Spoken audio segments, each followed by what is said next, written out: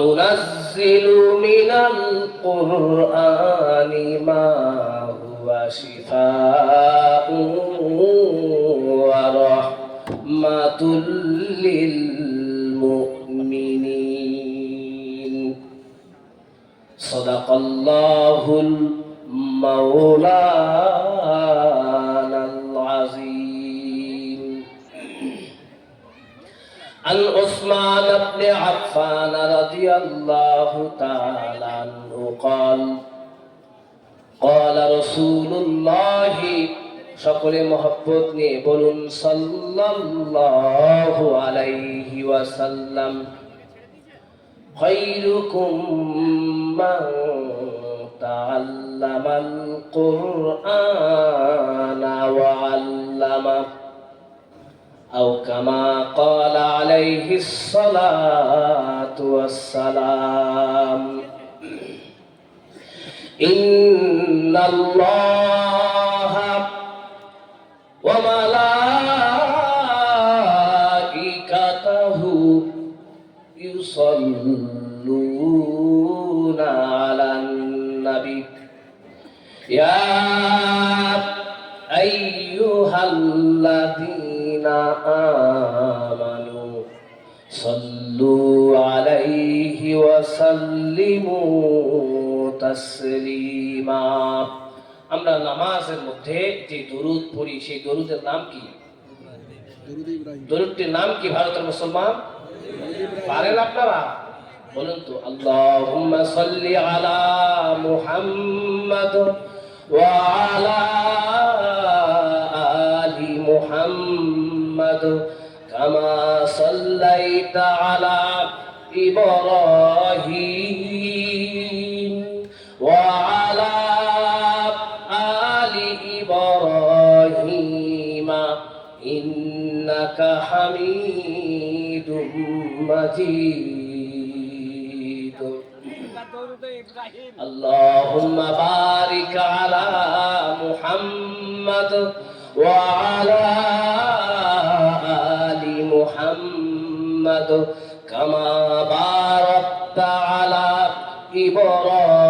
ইব্রাহিম ওয়া আলা আলি ইব্রাহিম ইন্নাকা হামিদুম মাজিদ। প্রিয় ভারতের নজিরপুর এলাকার মানুষেরা, আমার বন্ধুরা, নাজিরপুর না এটা? নাজিরপুর এলাকার তাওহীদ মুসলমান বন্ধুরা, দীর্ঘ কোনো ভূমিকা নয়, দীর্ঘ কোনো কথা নয়, আজকে আমি আপনাদের সামনে যে বিষয়টি নিয়ে আলোচনা করব তা হলো অলৌকিক গ্রন্থ আল কোরআনুল কারীম। জোরে সরে বলুন আলহামদুলিল্লাহ।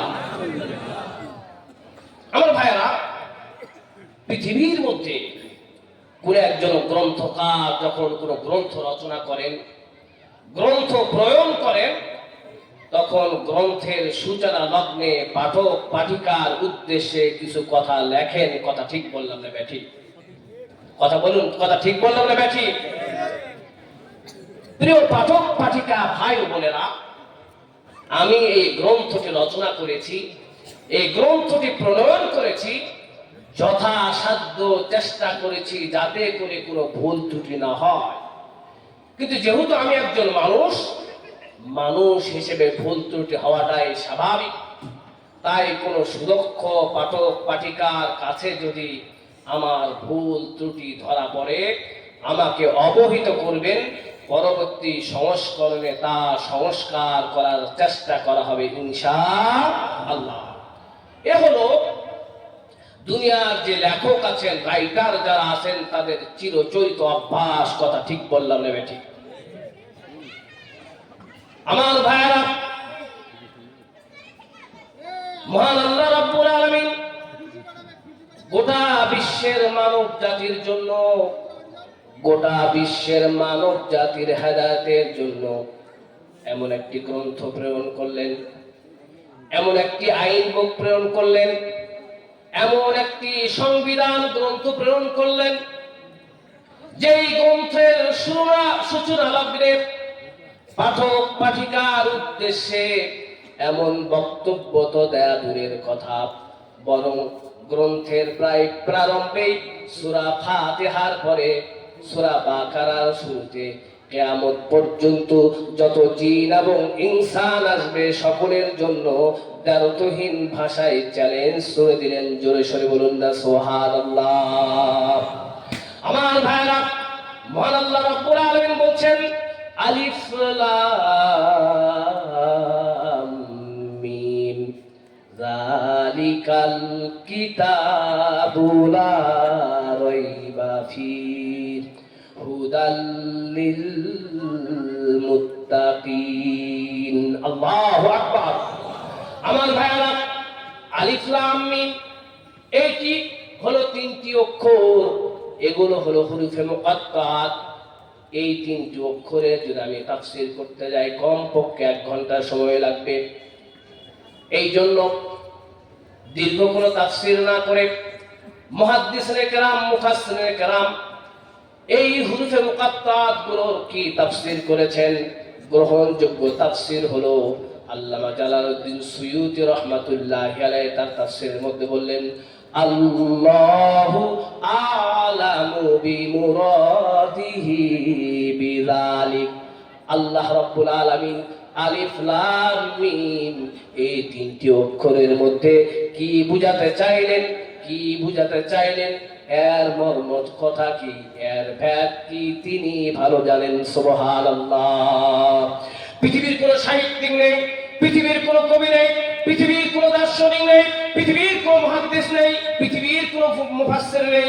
আল্লাহ রাব্বুল আলামিন আলিফ লাম মিম এই তিনটি অক্ষরের মধ্যে কি বুঝাতে চাইলেন, এর মর্ম কথা কি, এর ভেদ কি বলতে পারে। সুবহানাল্লাহ। এ হলো কুরআনুল কারীমের অলৌকিকত্ব, এ হলো কুরআনুল কারীমের বিস্ময়করতা। পৃথিবীর সমস্ত চিন্তা চেতনা, পৃথিবীর সমস্ত ধ্যান ধারণা, পৃথিবীর সমস্ত গবেষণা যেখানে শেষ, সেখান থেকে আমার আল্লাহ রাব্বুল আলামিনের খেলা শুরু। জোরে সরে বলুন না সুবহানাল্লাহ।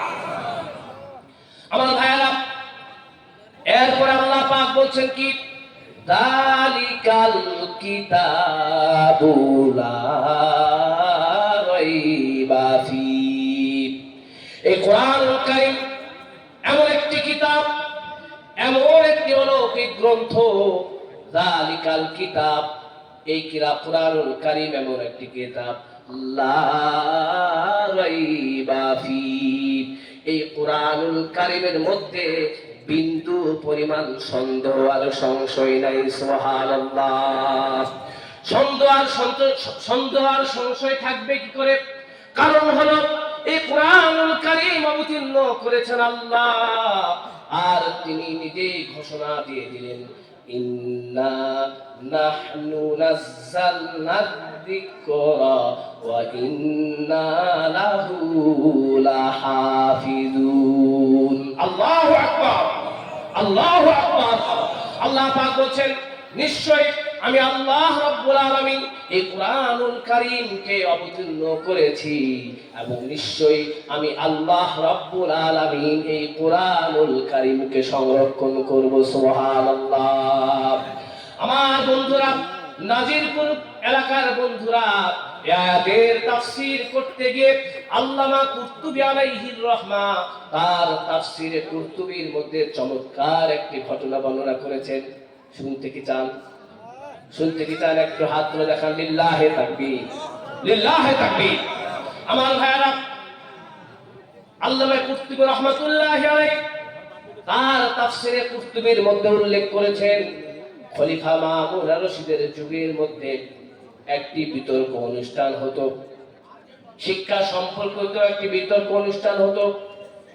এতে জ্ঞান বিজ্ঞানের বিভিন্ন শাখা নিয়ে আলোচনা হতো। এই বিতর্ক অনুষ্ঠানের মধ্যে বিভিন্ন ধর্মের পণ্ডিত যারা আছেন তারা সকলে অংশগ্রহণ করতে পারত, সকলেই অংশগ্রহণ করতে পারত, সকলে জমা হতে পারত। এমন একটি বিতর্ক অনুষ্ঠানের মধ্যে একজন ইহুদি পণ্ডিত আসলেন। আকার আকৃতি পোশাক পরিচ্ছেদে তাকে একজন বিজ্ঞজন মনে হচ্ছিল। এছাড়াও তার আলোচনা ছিল অত্যন্ত প্রাঞ্জল, অলঙ্কারপূর্ণ, সাহিত্যপূর্ণ। সেই ইহুদি তার ইহুদি ধর্ম সম্পর্কে চমৎকার বক্তব্য দিল। তার বক্তব্যে সকলে কিংকর্তব্য বিমূঢ় হয়ে গেল, আশ্চর্যান্বিত হয়ে গেল। এবার খলিফা মামুন আর রশিদ সেই ইহুদি পণ্ডিতকে বললেন, পরীক্ষার জন্য বললেন, আপনি যদি ইসলাম ধর্ম গ্রহণ করেন তাহলে আপনাকে অনেক সুযোগ সুবিধা দেওয়া হবে, আপনাকে অনেক টাকা পয়সা দেওয়া হবে। সেই ইহুদি পণ্ডিত বলল, না না না, আমি আমার পৈতৃক ধর্ম বিসর্জন দিতে পারি না, আমি আমার বাপ দাদার ধর্মকে ত্যাগ করতে পারি না। এখানে এই কথা শেষ হয়ে গেল। এক বছর পরে আবার এমন বিতর্ক অনুষ্ঠানের আয়োজন করা হলো। এই বিতর্ক অনুষ্ঠানের মধ্যে গত বছরে সেই ব্যক্তি আবার আসলো।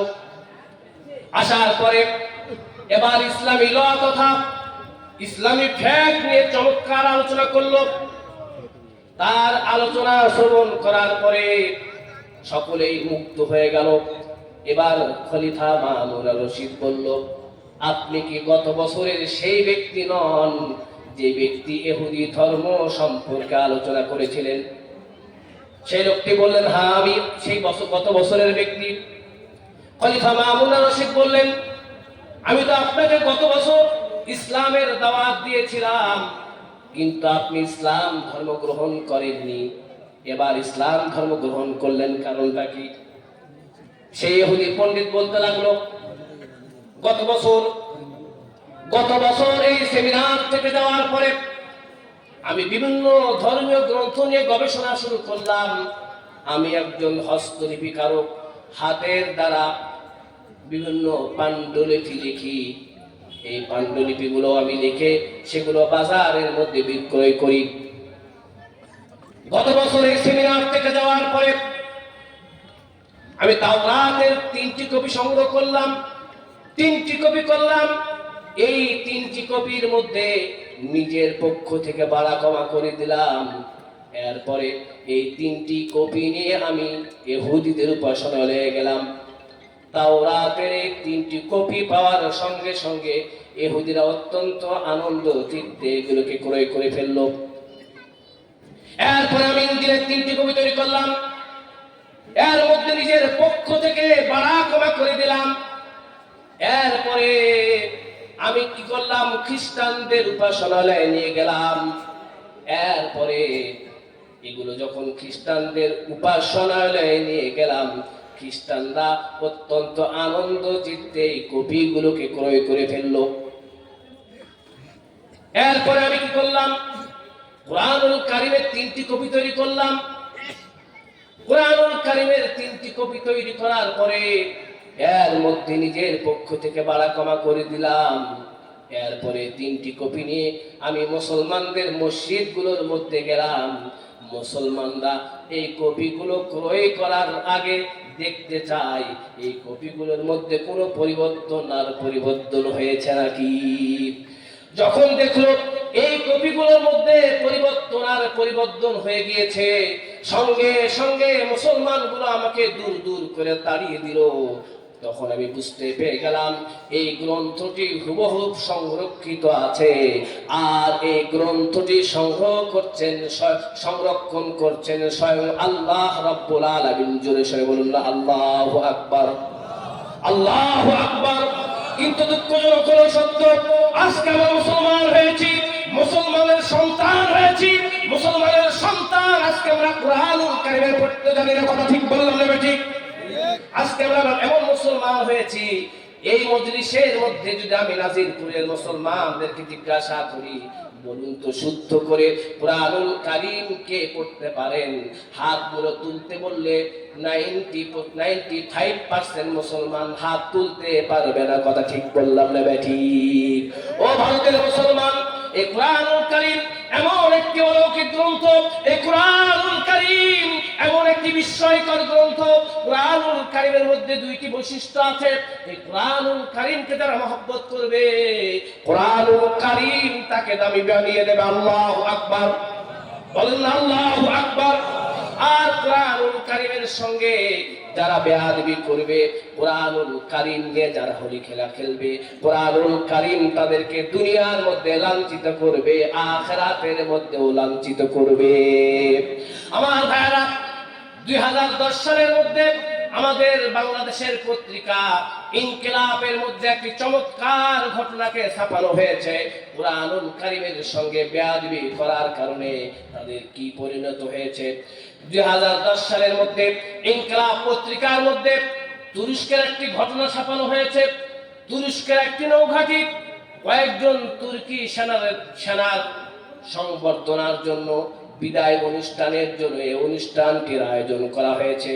অনুষ্ঠানটির নাম দেওয়া হয়েছে মিডনাইট ফেস্টিভ্যাল, অর্থাৎ উন্মুক্ত রজনী উৎসব। নাউজুবিল্লাহ। এই যে সমস্ত জেনারেলগুলো আছে, সেনাপ্রধান আছে, এই সমস্ত সেনাপ্রধানদেরকে খুশি করার জন্য আমেরিকা, ইউরোপ, জার্মানি, অস্ট্রেলিয়া থেকে সুন্দর সুন্দর রমণীদেরকে আনা হয়েছে, নর্তকীদেরকে আনা হয়েছে, আর বিভিন্ন লেটেস্ট মত রয়েছে। এবার অনুষ্ঠান শুরু হলো। অনুষ্ঠান চলতে চলতে অনুষ্ঠান যখন তুঙ্গে উঠেছে, সমস্ত মানুষগুলো যখন নেশার ঘুরে পাগল, এই অনুষ্ঠানের যিনি প্রধান ছিল, যে নরাধম ছিল, সেই নরাধমটির মাথার উপর মিস্টার ইবলিস যেন পেশাব করে দিল। অনুষ্ঠানের প্রধান, তার মাথার মধ্যে একটি শয়তানি বস্তু চেপে গেল। সেখানে একজন মুসলিম ক্যাপ্টেন ছিল। সেই মুসলিম ক্যাপ্টেনকে সেই অনুষ্ঠানের প্রধান সে বলল, হে মুসলমান, যাও তোমাদের ধর্মীয় গ্রন্থ আল কুরআনুল কারীমকে নিয়ে এসো। মুসলিম যে সৈন্য ছিল সে তো হতভম্ব হয়ে গেল। এটি হলো নাপাক জায়গা, এই নাপাক জায়গার মধ্যে আমাদের পবিত্র ধর্মগ্রন্থ আল কুরআনুল কারীম কি হবে? কিন্তু বসের আদেশ পালন করতে হবে। এবার সেই মুসলিম সেনাপতি যা আছে, একটি পবিত্র গ্রন্থ আল কুরআনুল কারীম নিয়ে আসলো। কুরআনুল কারীম নিয়ে আসার পরে এবার সেই সেনাপ্রধান মুসলিম ক্যাপ্টেনকে বলল, হলো 14 পারা, পড়ো সূরা হিজরের 9 নম্বর আয়াতটি। এবার মুসলিম ক্যাপ্টেন পড়তে লাগলো, ইন্না, বলুন না আমার সঙ্গে, ইন্না নাহনু নাযালনা যিকরা ওয়া ইন্না লাহু লাহাফিজুন। নিশ্চয়ই আমি আল্লাহ রাব্বুল আলামিন এই কুরআনুল কারীমকে অবতীর্ণ করেছি, এবং নিশ্চয়ই আমি আল্লাহ রাব্বুল আলামিন এই কুরআনুল কারীমকে সংরক্ষণ করব। সেই সেনাপ্রধান মুসলিম ক্যাপ্টেনকে বলল, এই আয়াতের অনুবাদ করো। এবার সেই মুসলিম ক্যাপ্টেন বলল, আমি আয়াতের অনুবাদ জানি না। এবার সেই সেনাপ্রধান বলতে লাগলো, শোনো শোনো শোনো, তোমাদের আল্লাহ বলছে সে নাকি এই কুরআনুল কারীম অবতীর্ণ করেছে, এবং সে নাকি এই কুরআনুল কারীমকে হেফাজত করবে। আমার ভাইরা, নাজিরপুরের বন্ধুরা, ইন্ডিয়ার বন্ধুরা, এরপরে এই নরাধমটি এমন নির্লজ্জকর কাজ করলো, এমন অসভ্যপূর্ণ কাজ করলো, পৃথিবীর কোন মানুষের পক্ষে এমন কাজ করা সম্ভবকর নয়। ওই যে নর্তকীগুলো আছে, উলঙ্গ যে নর্তকীগুলো আছে, ওই নর্তকীগুলোর সামনে আমার ধর্ম, আমার ধর্মীয় গ্রন্থ, আপনার ধর্মীয় গ্রন্থ, পৃথিবীর সর্বশ্রেষ্ঠ ধর্মীয় গ্রন্থ আল কুরআনুল কারীমের এক একটি পাতাকে ছিঁড়তে লাগলো, আর সেই নর্তকীদের পদতলে বিছিয়ে দিতে লাগলো, আর সেই নর্তকীগুলো পবিত্র কুরআনুল কারীমের এই পাতার মধ্যে নাচতে লাগলো। জোরে সরে বলুন না নাউজুবিল্লাহ। মুসলমানের আওয়াজ, নাউজুবিল্লাহর আওয়াজ এমন হবে না, জোরে হবে নাউজুবিল্লাহ। আমার ভাইরা, মুসলিম ক্যাপ্টেন হতভম্ব হয়ে গেল। তিনি বুঝতে পেরে গেলেন এমন অসভ্যপূর্ণ আচরণ যে চলছে, অবশ্যই অবশ্যই অবশ্যই আল্লাহ পাকের গজব আসবে। এবার সে মুসলিম ক্যাপ্টেন আল্লাহু আকবারের ধ্বনি দিয়ে সেই এলাকা ছেড়ে পলায়ন করতে লাগলো। আমার ভাইয়েরা, 2010 সালের ইনকিলাব পত্রিকার মধ্যে এই ঘটনাটিকে ছাপানো হয়েছে। মুসলিম ক্যাপ্টেনটি যখন দৌড়ে সে এলাকা থেকে পলায়ন করলো, আল্লাহ রাব্বুল আলামিনের গজব যেন এই মুসলিম ক্যাপ্টেনের জন্য অপেক্ষা করছিল। এবার শুরু হলো আল্লাহ রাব্বুল আলামিনের গজব। ভূমিকম্প শুরু হলো, নিচ থেকে আগুন উঠতে লাগলো, উপর থেকে বৃষ্টি শুরু হলো। ইনকিলাব পত্রিকার মধ্যে 2010 সালের বাংলাদেশের ইনকিলাব পত্রিকার মধ্যে আপনারা খুলে দেখুন, সংবাদটি আমার কাটিং করা আছে, কেটে রেখেছি বন্ধু। এই সংবাদ পত্রের মধ্যে ছেপেছে আল্লাহ রাব্বুল আলামিনের এই গজবের কারণে আশেপাশের এলাকার মধ্যে ভূমিকম্প হয়েছে। একদিনে 50,000 বনি আদম নিহত হয়েছে। নাউজুবিল্লাহ। এ হলো কোরআনুল কারীমের অলৌকিকত্ব, এ হলো কোরআনুল কারীমের বিস্ময়করতা। পৃথিবীর ওই সমস্ত কুফর শক্তি যারা ইসলামের বাতিকে নিভিয়ে দিতে চায়, তোমাদের জন্য ওপেন চ্যালেঞ্জ হলো, পৃথিবীর সমস্ত শক্তি দিয়ে হলো এই কোরআনুল কারীমকে বাতিকে নিভাতে পারবে না, পারবে না, পারবে না। কথা ঠিক বললাম বেটি? ভারতের মুসলমানের আওয়াজ হয় না, ভারতের মুসলমানের আওয়াজ হয় না। আরে আমাদের বাংলাদেশের মধ্যে এমন কথা বললে তাকবীরের ধ্বনি উঠে যেত। কথা ঠিক বললাম না বেটি? আমার ভাইয়েরা, আল্লাহ রাব্বুল আলামিন বলেন, ইউরিদুনা লিউতফিউ নূরাল্লাহি বিআফওয়াহিহিম ওয়াল্লাহু মুতিম্মু লিনূরিহি ওয়ালাউ কারিহাল কাফিরুন। আল্লাহু আকবার। আমার ভাইয়েরা, আল্লাহ পাক বলেন, ইউরিদুনা লিউতফিউ নূরাল্লাহি বিআফওয়াহিহিম। ওই সমস্ত কুফরি শক্তিগুলো তাদের মুখের ফুৎকার দিয়ে ইসলামের বাতিকে, কোরআনের বাতিকে, ইসলামের যে আলো আছে তাকে নিভিয়ে দিতে চায়। আল্লাহ পাক বলেন, আল্লাহু মুতিম্মু নূরিহি ওয়ালাউ কারিহাল কাফিরুন। আল্লাহ রাব্বুল আলামিন তার নূরকে, ইসলামের নূরকে, ইসলামের আলোকে, কোরআনের আলোকে পরিপূর্ণ করবেন। ওয়ালাউ কারিহাল কাফিরুন, যদিও কাফের গুলো এটিকে অপছন্দ করে। এই জন্য কোরআনুল কারীমকে মহব্বত করতে হবে কিনা? কে কে কোরআনুল কারীমকে মহব্বত করেন? হাত তুলুন তো ইনশাআল্লাহ। হাত তুলুন ভাই ইনশাআল্লাহ। লিল্লাহি তাকবীর, লিল্লাহি তাকবীর। এই দুই একজন যুবক দাঁড়ান তো ভারতের। আমি ভারতের প্রেক্ষাপটটাকে পরিবর্তন করতে চাই। সকলে যাতে মুসলমানদের মুখ থেকে আল্লাহু আকবার ধ্বনি বের হয়। আল্লাহু আকবার, আল্লাহু আকবার। আরে মুসলমান, আরে মুসলমান, আপনি তো সোশ্যাল মিডিয়ার মাধ্যমে জেনেছেন আমাদের ভারতের একজন বোন মাসকান এই ভারতের জমিনের মধ্যে আল্লাহু আকবারের ধ্বনি দিয়েছে। আল্লাহু আকবারের ধ্বনির কারণে গোটা পৃথিবীর মধ্যে আল্লাহু আকবারের ধ্বনির প্রকম্পন সৃষ্টি হয়েছে। কথা ঠিক বললাম না বেটা? নারে তাকবীর, নারে তাকবীর। আল কোরআনের আলো, আল কোরআনের আলো, আল হাদিসের আলো। নারে তাকবীর, নারে তাকবীর।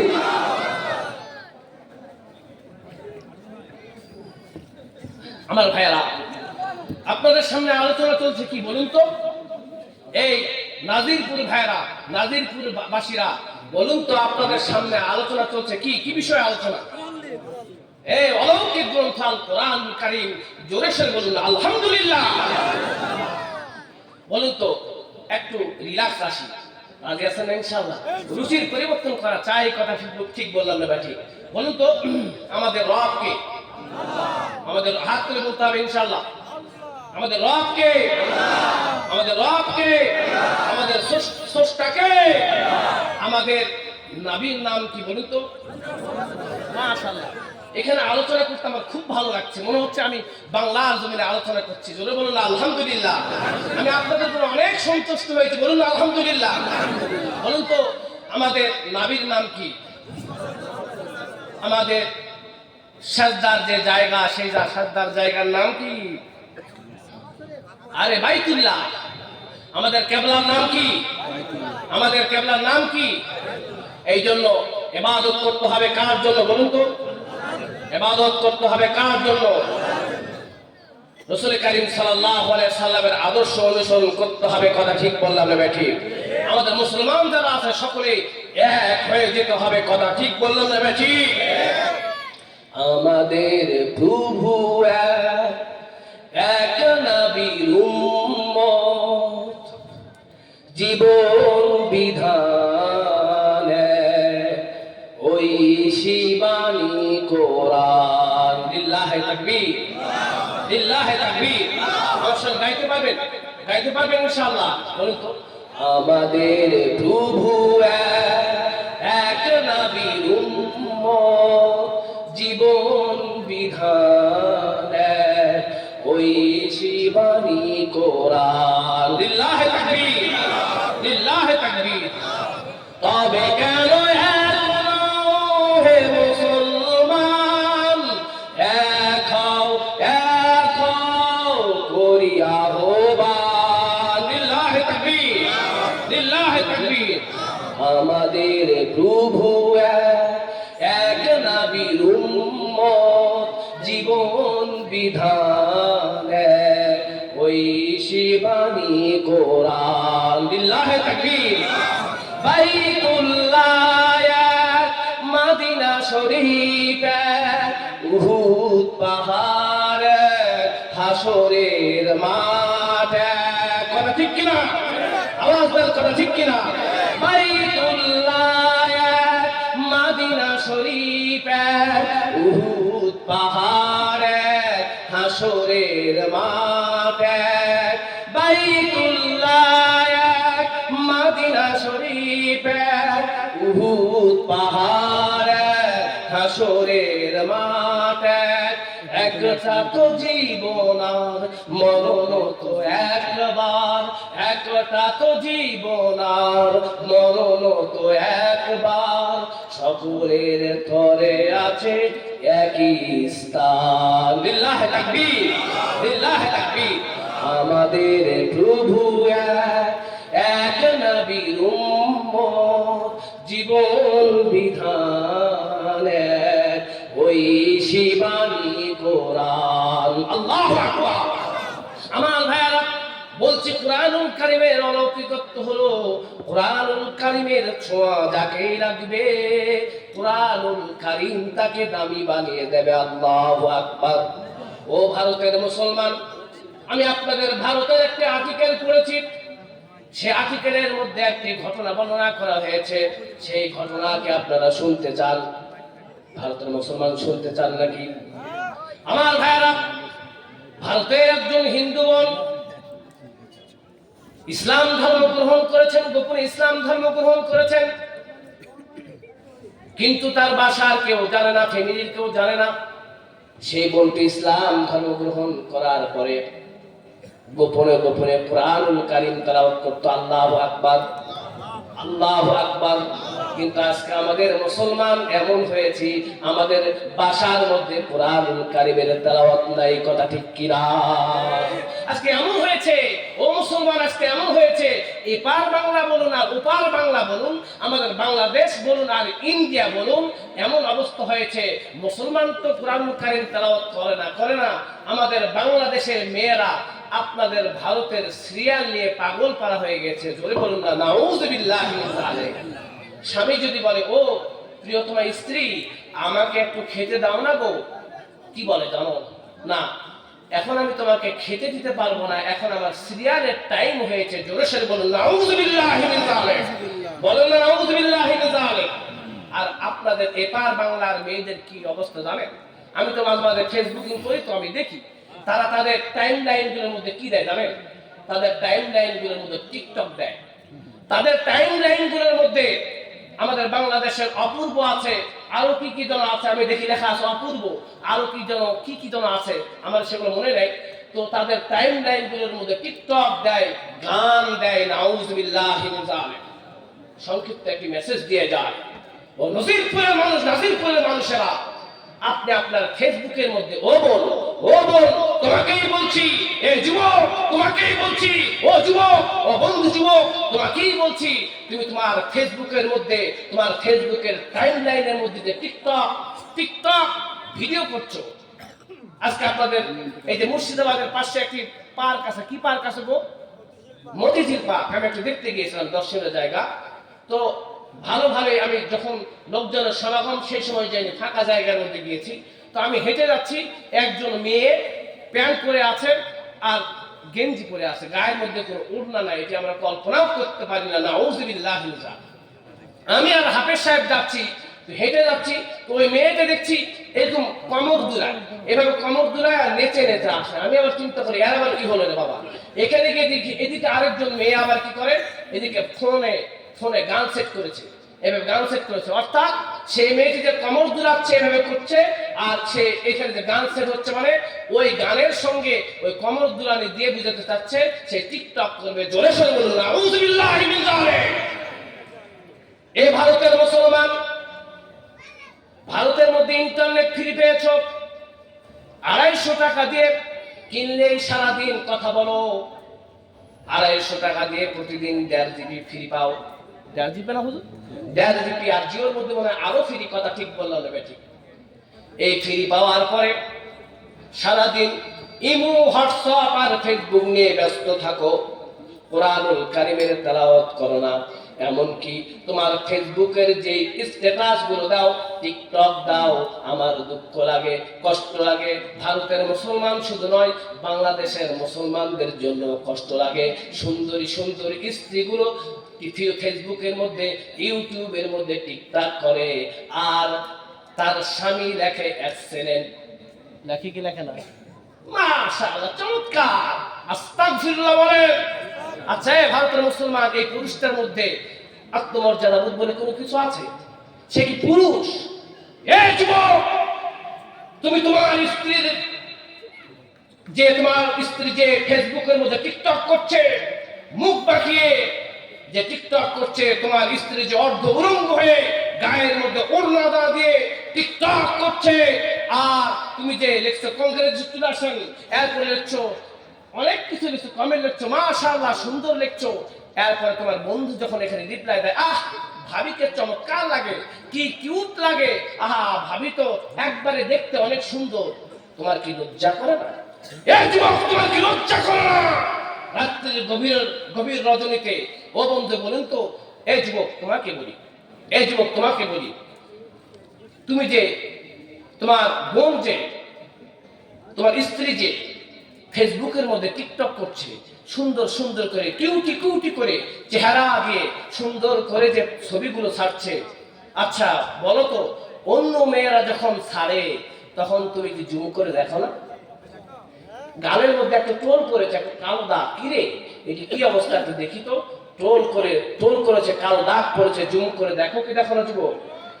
এই যুবক, অন্য মেয়েদের ছবি যদি তুমি জুম করে দেখতে পারো, তোমার বোন তোমার স্ত্রীর ছবিকে দিকে ফেসবুকের মধ্যে ছাড়ছো, তোমার স্ত্রী যে টিকটক করছে, রাত্রির গভীর রজনীতে যুবকের যখন যৌন তাড়না আসবে, যুবকের যখন নারীর চাহিদা আসবে, তোমার স্ত্রীর সেই পিকের মধ্যে কিস করবে, জুম করে তার ঠোঁটের মধ্যে চুমু খাবে। কথা ঠিক বললাম না বেঠি? এ মুসলমান, কথা ঠিক বললাম না বেঠি? এই জন্য যুবক, এই যুবক, তোমার স্ত্রীকে টিকটক করতে দেবে? ভারতের মুসলমান টিকটক করতে দেওয়া হবে? বন্ধ করতে হবে না ইনশাআল্লাহ। ও বোন, তুমি যে ফেসবুকের মধ্যে টিকটক করছো, তুমি কি জানো ফেসবুকের মধ্যে পোস্ট করার কারণে যতগুলো যুবক দেখবে, তারা দেখার কারণে যে গুনাহ হবে, তুমি যে পোস্ট করেছো, শেয়ার করেছো, গান শেয়ার করেছো, এই শেয়ার করার কারণে ওই পরিমাণ গুনাহ হবে। নাউযুবিল্লাহি মিন যালিক। বলুন না নাউযুবিল্লাহি মিন যালিক। এই জন্য বোনেরা, আমি ভারতের বন্ধুদেরকে বিশেষ করে বলবো, টিকটক করা যাবে? আমার সঙ্গে বলেন, টিকটক করা যাবে?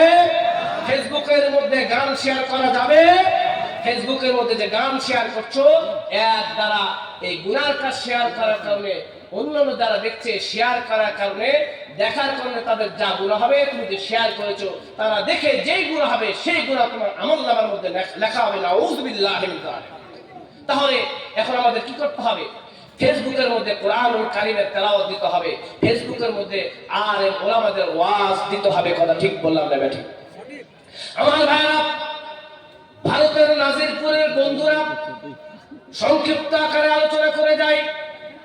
আপনাদের ভারতের একটি ঘটনা, একজন হিন্দু বোন ইসলাম ধর্ম গ্রহণ করেছে, গোপন ইসলাম ধর্ম গ্রহণ করেছে, বাসার কেউ জানে না। সেই বোনটি গোপনে কুরআনুল কারীম তেলাওয়াত করত। হঠাৎ করে সেই বোনটি মারা গেল। তার বাসার ফ্যামিলির লোকজন যারা আছে তারা তো মনে করেছে এই মেয়েটি হিন্দু, এই জন্য তাদের ধর্মের রীতি অনুযায়ী কাঠ সংগ্রহ করা হলো, তেল সংগ্রহ করা হলো, ঘি সংগ্রহ করা হলো। এরপরে সেই মেয়েটিকে কাঠের মধ্যে দেওয়া হলো। এরপরে কাঠের মধ্যে দেওয়ার পরে তাদের পুরোহিত যারা আছে ওই সমস্ত পুরোহিতগুলো যখন কাঠের মধ্যে আগুন দেয়, কাঠের মধ্যে আগুন স্পর্শ করছে না। জোরে সরে বলুন না সুবহানাল্লাহ। আওয়াজ দিয়ে বলতে হবে সুবহানাল্লাহ। হিন্দু পণ্ডিত যারা আছেন, পুরোহিত যারা আছেন, তারা হতভম্ব হয়ে গেলেন, কিংকর্তব্য বিমূঢ় হয়ে গেলেন। কি ব্যাপার, এতদিন পর্যন্ত অনেককে চিতার মধ্যে আগুন দিলাম, আগুন করে ভস্ম করে দিল, কিন্তু এই মেয়েটির মধ্যে কেন আগুন স্পর্শ করছে না? এবার সে কি করলো? তারা হতভম্ব হয়ে গেল। হতভম্ব হওয়ার পরে সেই মেয়েটির বাসার মধ্যে গেল। বাসার মধ্যে যাওয়ার পরে তার বাসার মধ্যে যে রুম আছে সেই রুমটি চেক করে দেখলো। চেক করার পর দেখে রুমের মধ্যে কোনো আশ্চর্য ধরনের কোনো কিছু নাই। অনেক চেক করার পরে এরপরে লক্ষ্য করে দেখে ওয়ালের মধ্যে একটি ফাটা জায়গা। সেই ফাটা জায়গার মধ্যে মুসলমানদের ধর্মীয় গ্রন্থ আল কোরআনুল কারীম রয়েছে। জোরে সরে বলুন না সুবহানাল্লাহ। আর আওয়াজ দিয়ে বলুন না সুবহানাল্লাহ। সেই পণ্ডিতরা বুঝতে পেরে গেল এই কোরআনুল কারীমকে এই মেয়েটি প্রতিদিন তেলাওয়াত করত। এই প্রতিদিন তেলাওয়াত করার কারণে আল্লাহ রাব্বুল আলামিন এই মেয়েটির শরীরের মধ্যে আগুন স্পর্শ করছে না। জোরে সরে বলুন না সুবহানাল্লাহ। এই জন্য ভারতের মুসলমান আমাদেরকে কোরআনুল কারীম তেলাওয়াত করতে হবে। রাসূল কারীম সাল্লাল্লাহু আলাইহি ওয়াসাল্লাম হাদিসের মধ্যে বলেছেন, মান ক্বারা হারফাম মিন কিতাবিল্লাহি ফালাহু হাসানা ওয়াল হাসানাতু বিআশরি আমসালিহা লা আকুলু আলিফ লাম মিম হারফুন ওয়ালাকিন আলিফুন হারফুন ওয়া লামুন হারফুন ওয়া মিমুন হারফুন। আল্লাহু আকবার, আল্লাহু আকবার। আমার ভাই রাসূল কারীম সাল্লাল্লাহু আলাইহি ওয়াসাল্লাম বলেছেন, আল্লাহর কোন বান্দা বান্দি যদি কোরআনুল কারীমের একটি অক্ষর পড়ে, কি বলুন কয়টি অক্ষর পড়ে? একটি অক্ষর পড়ে, একটি অক্ষরের বিনিময়ে একটি নেকি দেওয়া হবে, আর একটি নেকি হলো 10টি নেকির সমতুল্য। সুবহানাল্লাহ, বলেন না সুবহানাল্লাহ। রাসূল কারীম সাল্লাল্লাহু আলাইহি ওয়াসাল্লাম আমাদের ভুলগুলোকে ভেঙে দিলেন। রাসূল বললেন, লা আকুলু আলিফ লাম মিম হারফুন ওয়ালাকিন আলিফুন হারফুন ওয়া লামুন হারফুন ওয়া মিমুন হারফুন। বরং আলিফ একটি অক্ষর, লাম একটি অক্ষর, মিম একটি অক্ষর। আল্লাহর কোন বান্দা বান্দি যদি একবার জবান দ্বারা বের করে আলিফ লাম মিম, কমপক্ষে তার আমল নামার মধ্যে 30টি নেকি লিখে দেওয়া হবে। সুবহানাল্লাহ, বলুন না সুবহানাল্লাহ। কাইবিয়াই ইচুনি বাজারেরা কে বায়াক গুলমি খরি গুলজারেরা। কাইবিয়াই ইচুনি বাজারেরা কে বায়াক গুলমি খরি গুলজারেরা। ওরে পৃথিবীর মানুষ, ওরে পৃথিবীর মানুষ, এমন বাগান পাবে কোথায়, এমন বাগান পাবে কোথায় যেখানে একটি ফুল দিয়ে একটি ফুল বাগানকে ক্রয় করে ফেলছো। সুবহানাল্লাহ। ও ভারতের মুসলমান, কোরআন হলো অলৌকিক গ্রন্থ, একটি বিস্ময়কর গ্রন্থ। এই কোরআনুল কারীমের ছোঁয়া যাকে লাগবে, কোরআনুল কারীম তাকে দামি বানিয়ে দেবে। আল্লাহু আকবার। আমার বন্ধুরা, ও ভারতের মুসলমান, আপনাদের পার্শ্ববর্তী রাষ্ট্র হলো মালদ্বীপ। কথা ঠিক বললাম না ব্যাঠিক? আওয়াজ দিয়ে বলেন কথা ঠিক বললাম না ব্যাঠিক? এই মালদ্বীপের মধ্যে কি করে ইসলাম প্রচার হলো, কোন ঘটনার পরিপ্রেক্ষিতে এই মালদ্বীপের মধ্যে ইসলাম প্রচার হলো, শুনতে চান কি চান না? এই আলোচনা চলবে, আলোচনা চলবে। কে কে শুনতে চান না হাত তুলে দেখুন তো। দেখেছেন হুজুর, দেখেছেন কি অবস্থা? ভারতের মুসলমান জোশে আছে। আমি বললাম কে কে আলোচনা শুনতে চান না, সকলে হাত তুলেছে। আল্লাহু আকবার। এই ভাই বলুন তো, কে কে আলোচনা শুনতে চান? একটু হাত তুলে দেখান। লিল্লাহি তাকবীর, লিল্লাহি তাকবীর। আলোচনা শেষ পর্যন্ত থাকবেন তো ইনশাআল্লাহ? আমার ভাইরা, আপনাদের ভারতের পার্শ্ববর্তী রাষ্ট্র মালদ্বীপের একটি চমৎকার ঘটনা বর্ণনা করতে চাই। আজ থেকে প্রায় 500 বছর আগের ঘটনা। একটি অলৌকিক ঘটনার মাধ্যমে গোটা মালদ্বীপের মধ্যে ইসলামের আলো ছড়িয়ে পড়ে। মালদ্বীপের মধ্যে ইসলামের সুশীতল ছায়া বইতে থাকে।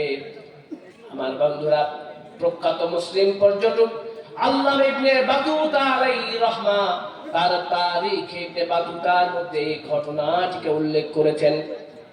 আমার বন্ধুরা, আল্লামা ইবনে বাতুতা আলাইহির রাহমা একজন বিশাল মাপের ইতিহাসবিদ ছিলেন। গোটা পৃথিবীকে ভ্রমণ করেছেন, গোটা পৃথিবী চষে বেরিয়েছেন।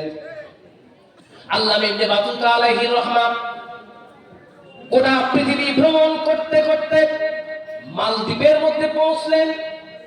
মালদ্বীপের মধ্যে পৌঁছার পরে আল্লামা ইবনে বাতুতা আলাইহির রাহমা দেখে মালদ্বীপের প্রতিটি শহর নগর আল আজানের সুমধুর ধ্বনি দ্বারা মুখরিত। আল্লাহু আকবার।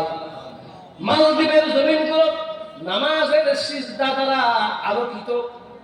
আল্লামা ইবনে বাতুতা আলাইহির রাহমা আশ্চর্যান্বিত হয়ে গেলেন। কি ব্যাপার?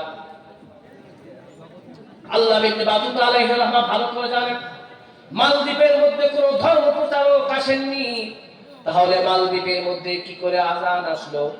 মালদ্বীপের মানুষগুলো কি করে ইসলাম ধর্মের মধ্যে দীক্ষিত হলো? আল্লাহু আকবার। আল্লামা ইবনে বাতুতা আলাইহির রাহমা এই বিষয়টিকে যাচাই করার জন্য স্থানীয় যে সমস্ত মুরব্বী আছেন তাদের শরণাপন্ন হলেন। উদ্দেশ্য হলো মালদ্বীপের মধ্যে কি করে ইসলামের আবির্ভাব হলো, কি করে মালদ্বীপের মানুষগুলো মুসলমান হলো। আল্লাহু আকবার। আল্লামা ইবনে বাতুতা আলাইহির রাহমা স্থানীয় মুরব্বী যারা আছেন তাদেরকে বললেন, আমি তো গোটা পৃথিবী ভ্রমণ করেছি, গোটা পৃথিবী চষে বেরিয়েছি, কিন্তু আমার জানা মতে মালদ্বীপের মধ্যে কোনো ধর্ম প্রচারক আসেননি। মালদ্বীপের মধ্যে ইসলাম কি করে আসলো? মালদ্বীপের মুসলমান গুলো তোমরা কি করে মুসলমান হলে আমাকে একটু বলো। স্থানীয় মুরব্বী যারা আছেন তারা চমৎকার একটা আশ্চর্য ধরনের ঘটনা বললেন। তারা বললেন, একটা আরাবিয়ান জাহাজ উত্তর কোণের দিকে যাত্রা করে যাচ্ছিলেন। হঠাৎ করে প্রচন্ড ঝড়ের মধ্যে জাহাজটি পড়ে যায়। জাহাজের মধ্যে যারা আছে সকলেই মারা যায়। একটি মাত্র যুবক জাহাজের কাঠ ধরে ভাসতে ভাসতে মালদ্বীপের মধ্যে আশ্রয় নেয়। আল্লাহু আকবার। মালদ্বীপের মধ্যে যে যুবকটি আশ্রয় নেয় এই যুবকটি হলো একজন আরাবিয়ান যুবক। এই যুবকটি হলেন হাফেজে কোরআন, আর এই যুবকটির নাম হলো হাফেজ আবুল বারাকাত। হাফেজ আবুল বারাকাত মালদ্বীপের মধ্যে আশ্রয় নেন, কিন্তু মালদ্বীপের মধ্যে তার কোনো পরিচিত ব্যক্তি নাই। এক পর্যায়ে মালদ্বীপের মধ্যে একজন বৃদ্ধ মহিলা আছেন, সেই বৃদ্ধ মহিলার বাসার মধ্যে আশ্রয় নেন। আমার ভাইয়ের হাফেজ আবুল বারাকাত জঙ্গলের মধ্যে যেতেন, জঙ্গলের মধ্যে গিয়ে কাঠ কাটতেন। কাঠ সংগ্রহ করার পরে এই কাঠ বাজারের মধ্যে বিক্রয় করতেন। বাজারের মধ্যে বিক্রয় করার পরে যে টাকা পয়সা হতো এই টাকা পয়সা দিয়ে নিজের জীবিকাকে চালাতেন। একদিন বাজার থেকে আসলেন, এসে দেখেন যে বৃদ্ধার বাসার মধ্যে তিনি আছেন। বৃদ্ধা হাউমাউ করে কাঁদছে, আর সেই বৃদ্ধার একটি যুবতী মেয়ে ছিল, সেই মেয়েটি হাউমাউ করে কাঁদছে। হাফেজ আবুল বারাকাত সেই বৃদ্ধা মহিলাকে বললেন, চাচি যান, আপনি কাঁদছেন কেন? কি হয়েছে? কান্নার কারণ কি? সেই বৃদ্ধ মহিলা বলে, আজকে আমার মেয়েটির মৃত্যু হয়ে যাবে। হাফেজ আবুল বারাকাত সেই মেয়েটির দিকে লক্ষ্য করে দেখে সেই মেয়েটি তো সুস্থ। এবার হাফেজ আবুল বারাকাত সেই বৃদ্ধাকে বললেন, চাচি যান, আপনার মেয়ে তো কি করে মারা যাবে? আপনার মেয়ে তো সুস্থ দেখছি, কি করে মারা যাবে? সেই বৃদ্ধ এবার হাফেজ আবুল বারাকাতকে দরজার দিকে তাকাতে বললেন। হাফেজ আবুল বারাকাত দরজার দিকে তাকিয়ে দেখেন, লক্ষ্য করে দেখেন রাজার সৈন্য বাহিনী সেই বৃদ্ধার বাসার মধ্যে দাঁড়িয়ে আছে। হাফেজ আবুল বারাকাত সেই বৃদ্ধাকে বললেন, চাচি যান, আপনার মেয়ে কি কোনো অপরাধ করেছে, রাষ্ট্রদ্রোহী কোনো কাজ করেছে নাকি, যার কারণে আপনার মেয়েকে রাজার সেনাবাহিনী ধরতে এসেছে? সে বৃদ্ধা বললেন, বাবা না, বিষয়টা এমন নয়, বরং প্রতিদিন আমাদের মালদ্বীপের মধ্যে বছরে একটি নির্দিষ্ট দিনে সামুদ্রিক একটি বিপদের উদ্ভব ঘটে। এই বিপদ থেকে রক্ষা পাওয়ার মাধ্যম হলো এই সমুদ্রের পাশে একটি মন্দির আছে, সেই মন্দিরের মধ্যে একজন যুবতীকে রেখে আসা হবে, পরের দিন সেই যুবতীর লাশ চলে আসবে, নাউজুবিল্লাহ। এর সিস্টেম হলো লটারির মাধ্যমে যুবতী নির্ধারণ করা হয়। লটারির মাধ্যমে এবছর আমার মেয়ের নাম এসেছে, অর্থাৎ কাল সকালে আমার মেয়েটির মৃত্যু হয়ে যাবে, এই কারণে আমি কান্নাকাটি করছি। হাফেজ আবুল বারাকাত সেই বৃদ্ধাকে বললেন, চাচি যান, আপনার মেয়ের যে পোশাক আছে সেই পোশাককে আমাকে পরিয়ে দিন। আমার বন্ধুরা, আল্লামা ইবনে বাতুতা আলাইহির রাহমাত আর তারিখ ইবনে বাতুতার মধ্যে উল্লেখ করেছেন, এই হাফেজ আবুল বারাকাত কিশোর ছিলেন, মুখের মধ্যে দাড়ি নাই, নাকের মধ্যে মোজ নাই, দেখতে মেয়ে মানুষের মতো মনে হয়। হাফেজ আবুল বারাকাত বলেন, চাচি যান, ও চাচি যান, আপনার মেয়ের পোশাক আমাকে পরিয়ে দিন। আপনার মেয়ের পোশাক যদি আমাকে পরিয়ে দেন, তাহলে রাজার সৈন্যবাহিনীরা মনে করবে আমি আপনার মেয়ে। এবার সে বৃদ্ধ মহিলা বললেন, না বাবা, না না না, তুমি একজন বিদেশি মানুষ, তুমি আমার বাসার মধ্যে আশ্রয় নিয়েছো, আমি তোমাকে এমন বিপদের মধ্যে ফেলে দিতে পারি না, আমি তোমাকে এমন মহা বিপদের মধ্যে ফেলে দিতে পারি না, কারণ সেখানে গেলে তোমার মৃত্যু হয়ে যাবে। হাফেজ আবুল বারাকাত বলেন, চাচি যান, আমি একজন মুসলিম, আমি একজন ইসলাম ধর্মের মানুষ, আমি বিশ্বাস করি জীবন এবং মৃত্যুর মালিককে। জীবন এবং মৃত্যুর মালিক হলেন আল্লাহ রাব্বুল আলামিন। তাছাড়াও আমি একজন হাফেজে কোরআন, হাফেজে কোরআন হওয়ার কারণে আমার বিশ্বাস হলো আল্লাহ রাব্বুল আলামিন আমাকে সমস্ত বিপদ আপদ থেকে রক্ষা করবেন। কথা ঠিক কিনা?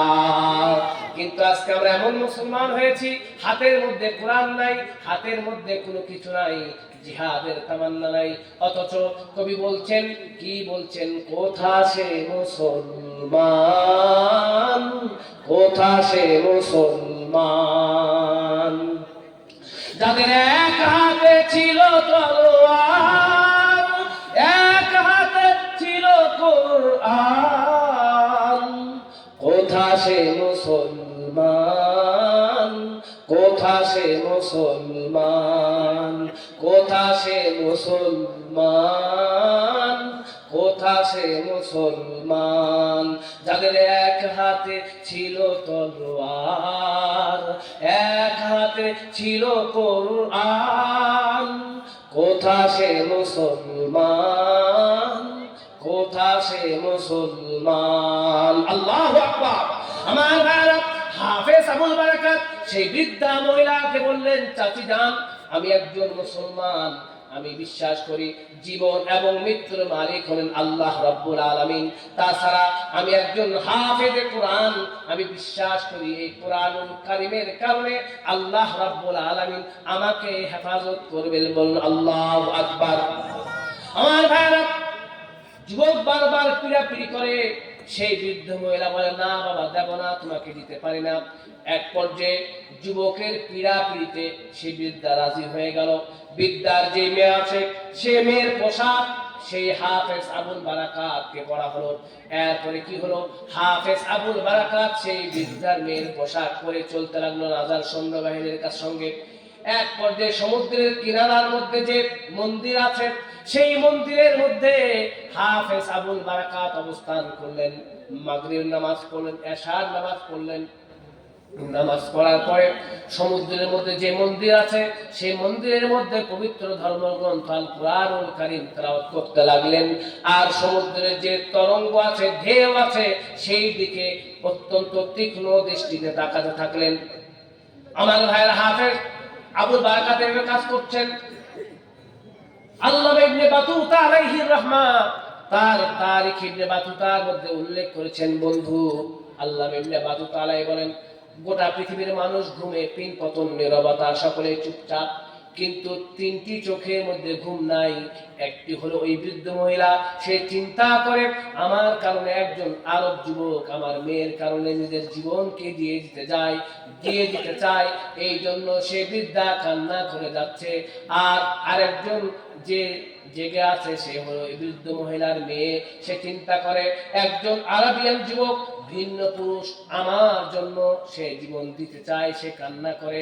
এদিকে হাফেজ আবুল বারাকাত পবিত্র কুরআনুল কারীম থেকে তেলাওয়াত করছেন, আলিফ লাম মিম যালিকাল কিতাবু লা রাইবা ফীহি হুদাল লিল মুত্তাকিন। আল্লাহু আকবার, আল্লাহু আকবার। আমার ভাইরা, হাফেজ আবুল বারাকাত কুরআনুল কারীম থেকে তেলাওয়াত করছেন, আর সমুদ্রের যে তরঙ্গ আছে, ঢেউ আছে, সেই ঢেউর দিকে তাকিয়ে আছেন। এবার কি হলো, রাত্রি 12টা বেজে গেল।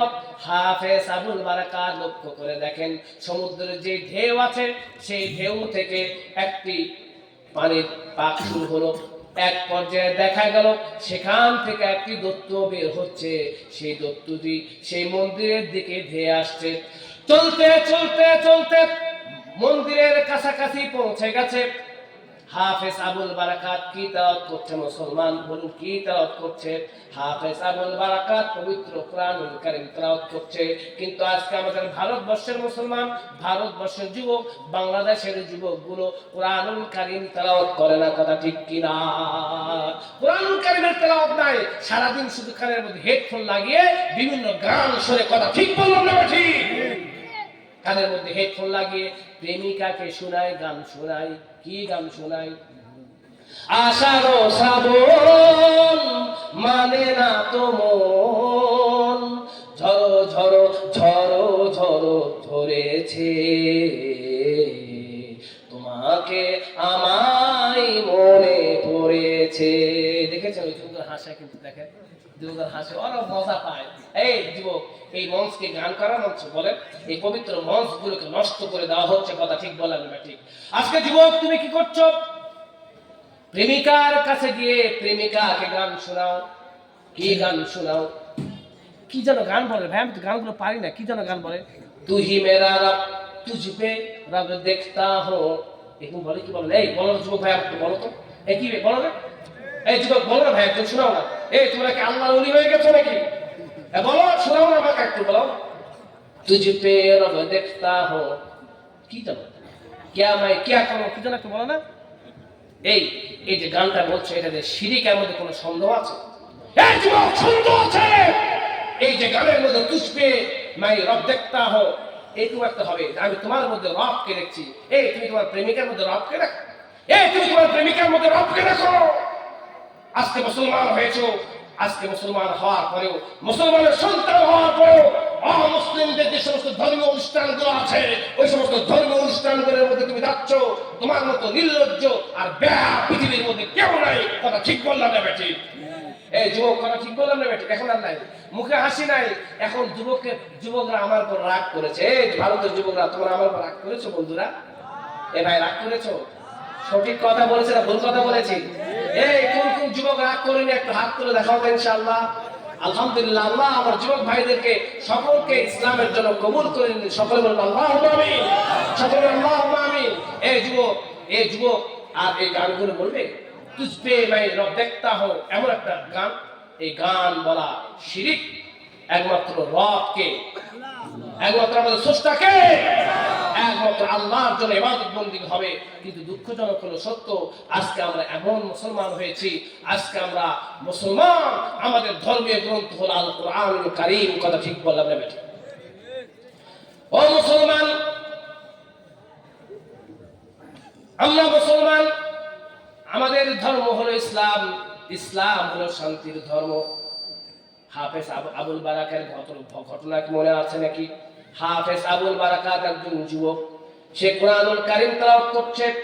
কিন্তু আজকে আমরা এমন মুসলমান হয়েছি, ভারতের যুবক সহ বাংলাদেশের যুবক তোমরা যারা আছো, আজকে ফেসবুকের মধ্যে সময় দিয়ে, হোয়াটসঅ্যাপের মধ্যে সময় দিয়ে, ইমোর মধ্যে সময় দিয়ে তারপরে কি ইনস্টাগ্রামের মধ্যে সময় দিয়ে, টিকটক দেখে গভীর রজনীতে সারা রাত্রি জেগে নিজের মুখের মাজাগুলোকে, নিজের মুখের চেহারাগুলোকে নষ্ট করছো। কথা ঠিক বললাম না ঠিক? এমন অবস্থা হয়েছে তোমাদের, রাত 1টা 2টা 3টা পর্যন্ত ফেসবুকিং করো, ইউটিউবের মধ্যে থাকো, কপতির মতো আলাপ করো। কথা ঠিক বললাম না ঠিক?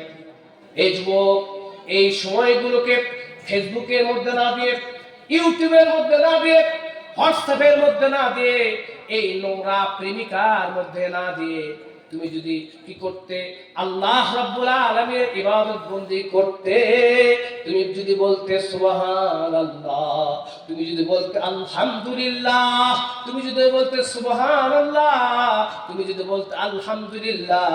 রাসূল বলেন, মুসলিম শরীফের হাদিস, তামলানে মা বাইনাস সামাই ওয়াল আরদ, আসমান এবং জমিন, নবমণ্ডল এবং ভূমণ্ডলের মাঝখানের ফাঁকা জায়গাগুলো তোমার আমলনামার মধ্যে সওয়াবের দ্বারা পূর্ণ হয়ে যেত। সুবহানাল্লাহ।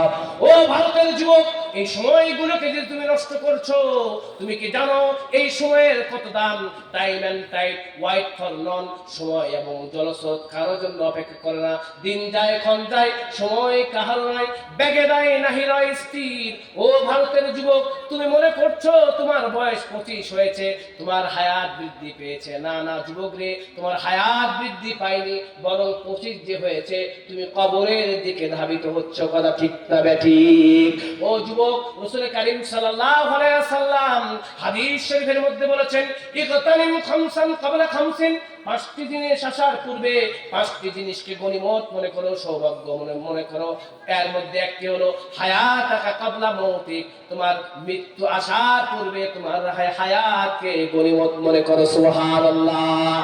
ও ভারতের যুবক, ও ভারতের যুবক, তোমাদেরকে সুসংবাদ শুনিয়ে দেই, রাসূল কারীম সাল্লাল্লাহু আলাইহি ওয়াসাল্লাম হাদিসের মধ্যে বলেছেন, কাল কিয়ামতের দিবসে 7 শ্রেণীর মানুষগুলো আরশের নিচে ছায়া পাবে। তন্মধ্যে ওই সমস্ত যুবক যাদের অন্তরগুলো মসজিদের সঙ্গে লেগে থাকে। আল্লাহু আকবার, আল্লাহু আকবার। এই যুবক কে কে আছো একটু হাত তুলে দেখাও তো ভাই, মেহেরবানি করে, রাগ করে না, হাত তুলে দেখাও। যুবকরা বা তাছাড়া আপনারা না, যুবকরা, এই যুবক যুবক যুবক, আমি তোমাদেরকে অনেক মহব্বত করি, আই লাভ ইউ, আমি তোমাদেরকে অনেক মহব্বত করি, ভালোবাসি। এই যুবকরা আমাকে মহব্বত করো বলো ভাই, আমি একজন তোমাদের দিনী ভাই, মহব্বত করো আমাকে, আমাকে মহব্বত করো, বলো না, একটু হাত তোলো না যুবক ভাইরা, আল্লাহর রাস্তায় হাত তোলো ইনশাআল্লাহ। রাসূল কি বলেছেন? রাসূল বলেছেন 7 শ্রেণীর মানুষকে কাল কিয়ামতের দিবসে আরশের নিচে ছায়া দেওয়া হবে। তার মধ্যে ওই সমস্ত যুবক, এই সমস্ত যুবক যাদের অন্তরগুলো মসজিদের সঙ্গে ঝুলে থাকে। জোরে সরে বলুন সুবহানাল্লাহ। এই জন্য আরশের নিচের যুবক, আরশের নিচে ছায়া পেতে চাও, কোন কোন যুবক একটু হাত তুলে দেখাও বন্ধুরা ইনশাআল্লাহ। আল্লাহ আমাদের ভারতের নাজিরপুরের যুবক ভাইদেরকে সকলকে কবুল আর মঞ্জুর করে নিন। সকলে বলুন আল্লাহুম্মা আমিন। আল্লাহ আমার নাজিরপুরের ভারতের যে সমস্ত বন্ধুরা আছে এদেরকে দিনের জন্য কবুল করে নিন। সকলে যাতে 5 ওয়াক্ত নামাজ আদায় করতে পারে। সকলে বলুন আল্লাহুম্মা আমিন। বলুন আল্লাহুম্মা আমিন। এই যুবক হাফেজ আবুল বারাকাত, একজন হাফেজে কোরআন, বিপদের মুখে দাঁড়িয়ে কোরআনুল কারীম তেলাওয়াত করে, আর তুমি অযথা সময়গুলো নষ্ট করো। অথচ এই সময়ের কি দাম, এই সময়ের কি দাম। রাসূল কারীম সাল্লাল্লাহু আলাইহি ওয়াসাল্লাম হাদিস শরীফের মধ্যে বলেছেন, ওরে যুবক, যুবক কালের ইবাদতের কি দাম।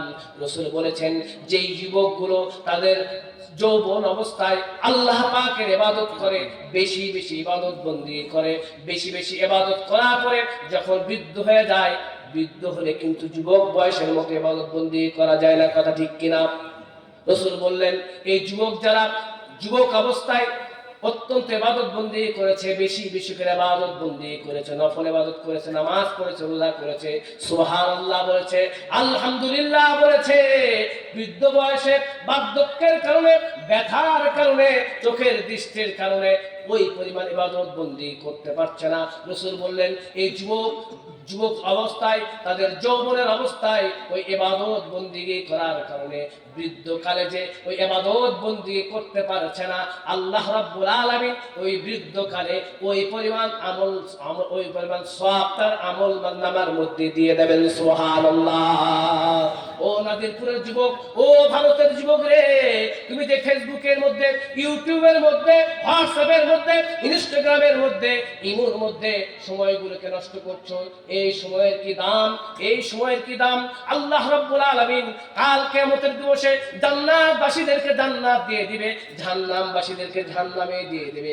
জান্নাতবাসীদের এমন আল্লাহ পাক নিয়ামত দান করবেন, মা তাস্তাহি আনফুসুকুম, তোমাদের মনে যা চাই তাই দেওয়া হবে। সুবহানাল্লাহ।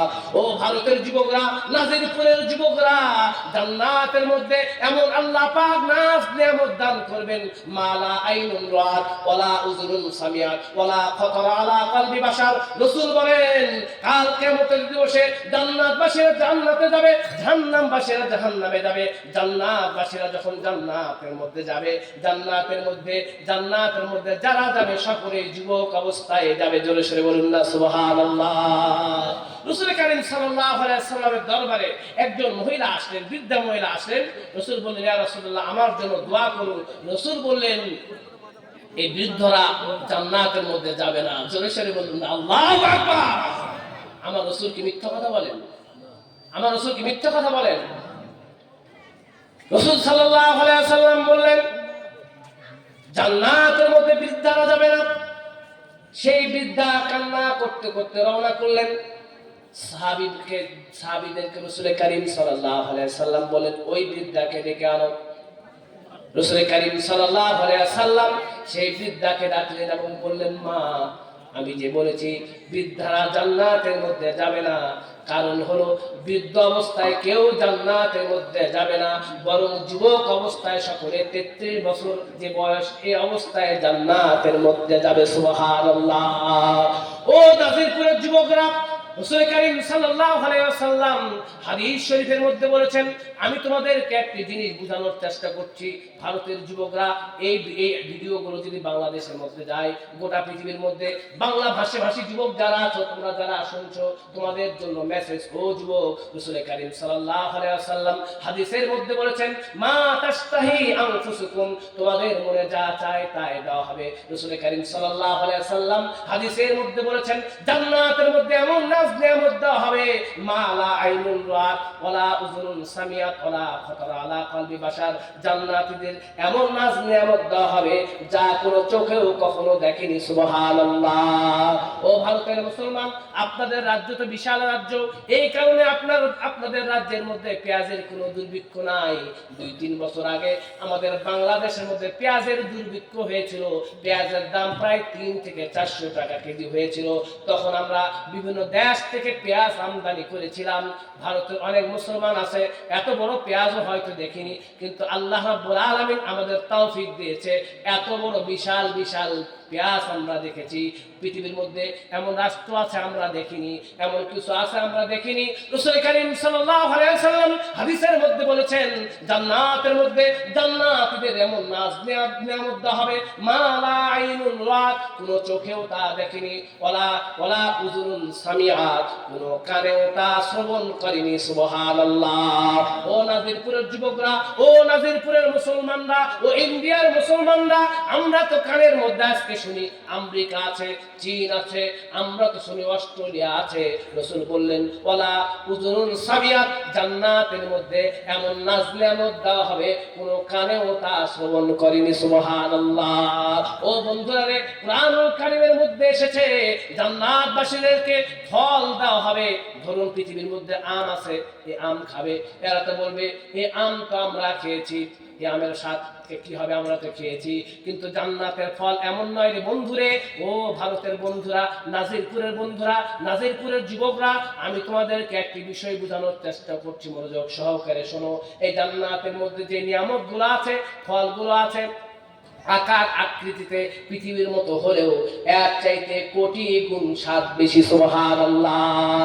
জান্নাতের মধ্যে জান্নাতীরা একটি কমলা খাবে, কিছুক্ষণ পরে আবার সেই কমলা তাকে দেওয়া হবে। সে তো বলবে আমি তো কিছুক্ষণ আগে কমলা খেলাম, কিন্তু পরের কমলা যেটি খাবে, খাওয়ার সঙ্গে সঙ্গে আগের কমলার চাইতে ভিন্ন স্বাদ অনুভব করবে। সুবহানাল্লাহ। ও ভারতের যুবক, ও ভারতের মুসলমান, একটি জিনিস বুঝাতে চাচ্ছি, এই সময়গুলোকে এই যুবকগুলো যে নষ্ট করছে, এর এই সময়ের কত দাম। রাসূল কারীম সাল্লাল্লাহু আলাইহি সাল্লাম বললেন, মালা আইনুন রাআত ওয়ালা উযুনুন সামিআত ওয়ালা খাতারা আলা কলবি বাশার। জান্নাতবাসীদেরকে এমন নাজ নেয়ামত দেওয়া হবে, কোনো চোখেও দেখিনি, কানেও শ্রবণ করেনি, অন্তরে অন্তরে অনেক কিছু আমরা ভাবি। কথা ঠিক বললাম না বেটি? অন্তরে অন্তরে ভাবি আমেরিকার মধ্যে যাব, চীনের মধ্যে যাব, অস্ট্রেলিয়ার মধ্যে যাব। রাসূল বললেন ওয়ালা খাতারা আলা কলবি বাশার, জান্নাতীদেরকে এমন নাজ নেয়ামত দেওয়া হবে, কোনো অন্তরেও তা কখনো কল্পনা করেনি। সুবহানাল্লাহ। ও ইন্ডিয়ার মুসলমান, ও ভারতের মুসলমান, ও নজিরপুরের মুসলমান, জান্নাতের মধ্যে এমন নাজ নেয়ামত দেওয়া হবে, জান্নাতের মধ্যে এই পুরুষদেরকে হুর গেলমান দেওয়া হবে। আমার মা বোন যারা আছো, যারা শুনছো, তোমরা আবার রাগ করো না, এই সমস্ত হুর গিলমানের প্রধান কিন্তু তোমাদেরকেই বানা হবে। আল্লাহু আকবার বলেন না, আল্লাহু আকবার। আর মেয়েদের বিরুদ্ধে গেলে আবার তারা রাগ করবে। যুবকরা মেয়েদের বিরুদ্ধে গেলে রাগ করবে না, তোমাদেরকে হুর গেলমান দেওয়া হবে। এই হুর গেলমান গুলো এত সুন্দর হবে, রাসূল কারীম সাল্লাল্লাহু আলাইহি ওয়াসাল্লাম হাদিসের মধ্যে বলেছেন, এই হুর গেলমান গুলো যদি পৃথিবীর মধ্যে একবার মুস্কি হাসি মারে, তাদের দাঁত গুলো যদি বের হয়, পৃথিবীর সূর্যের আলোটা নিভে যাবে। আল্লাহু আকবার। এই হুর গিলমান গুলো এত সুন্দর হবে, রাসূল কারীম সাল্লাল্লাহু আলাইহি ওয়াসাল্লাম হাদিসের মধ্যে বলেছেন, এই হুর গিলমান গুলো পোশাক পরে থাকবে, তাদের পোশাক ভেদ করে, হাড় ভেদ করে, হাঁটুর মধ্যে যে মগজগুলো আছে সেই মগজগুলো পর্যন্ত দেখা যাবে। আল্লাহু আকবার। ও ভারতের যুবকেরা, তোমাদেরকে বলি, এই সময়ের কি দাম।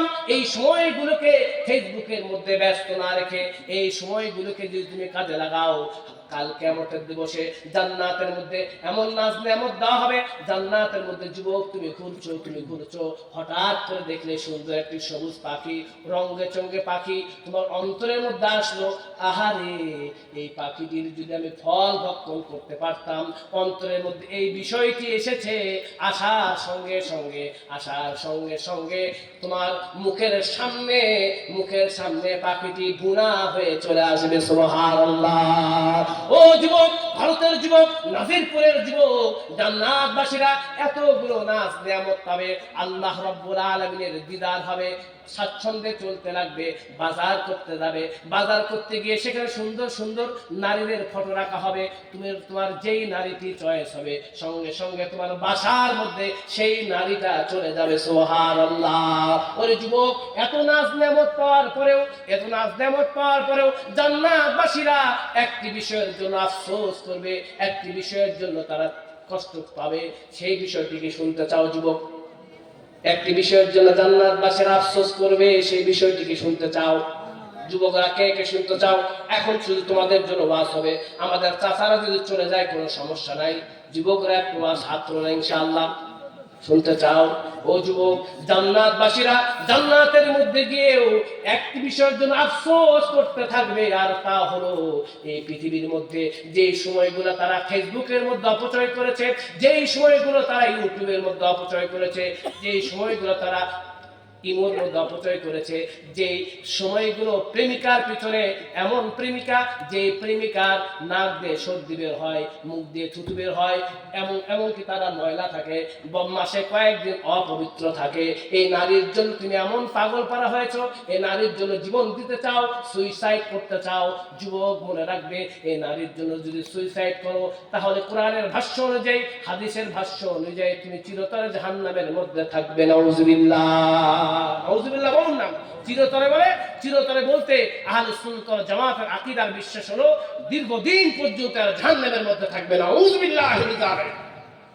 এই জন্য যুবক, ভারতের যুবক এই সময়ের জন্য আফসোস করতে থাকবে, জান্নাতের মধ্যে গিয়ে এই সময়ের জন্য আফসোস করবে। হায় আফসোস, ওই সময়গুলোকে যদি আমি ফেসবুকের মধ্যে ব্যয় না করে, অনর্থক কাজের মধ্যে ব্যয় না করে, অসৎ সঙ্গীর পিছনে ব্যয় না করে, বন্ধুদের পিছনে ব্যয় না করে, ইয়াবার পিছনে ব্যয় না করে, মাদক নেশার পিছনে ব্যয় না করে, অনর্থক সময়গুলো যদি নষ্ট না করে আমি যদি বলতাম সুবহানাল্লাহিল আযীম ওয়া বিহামদিহি, ভারতের মুসলমান বলুন না সুবহানাল্লাহিল আযীম।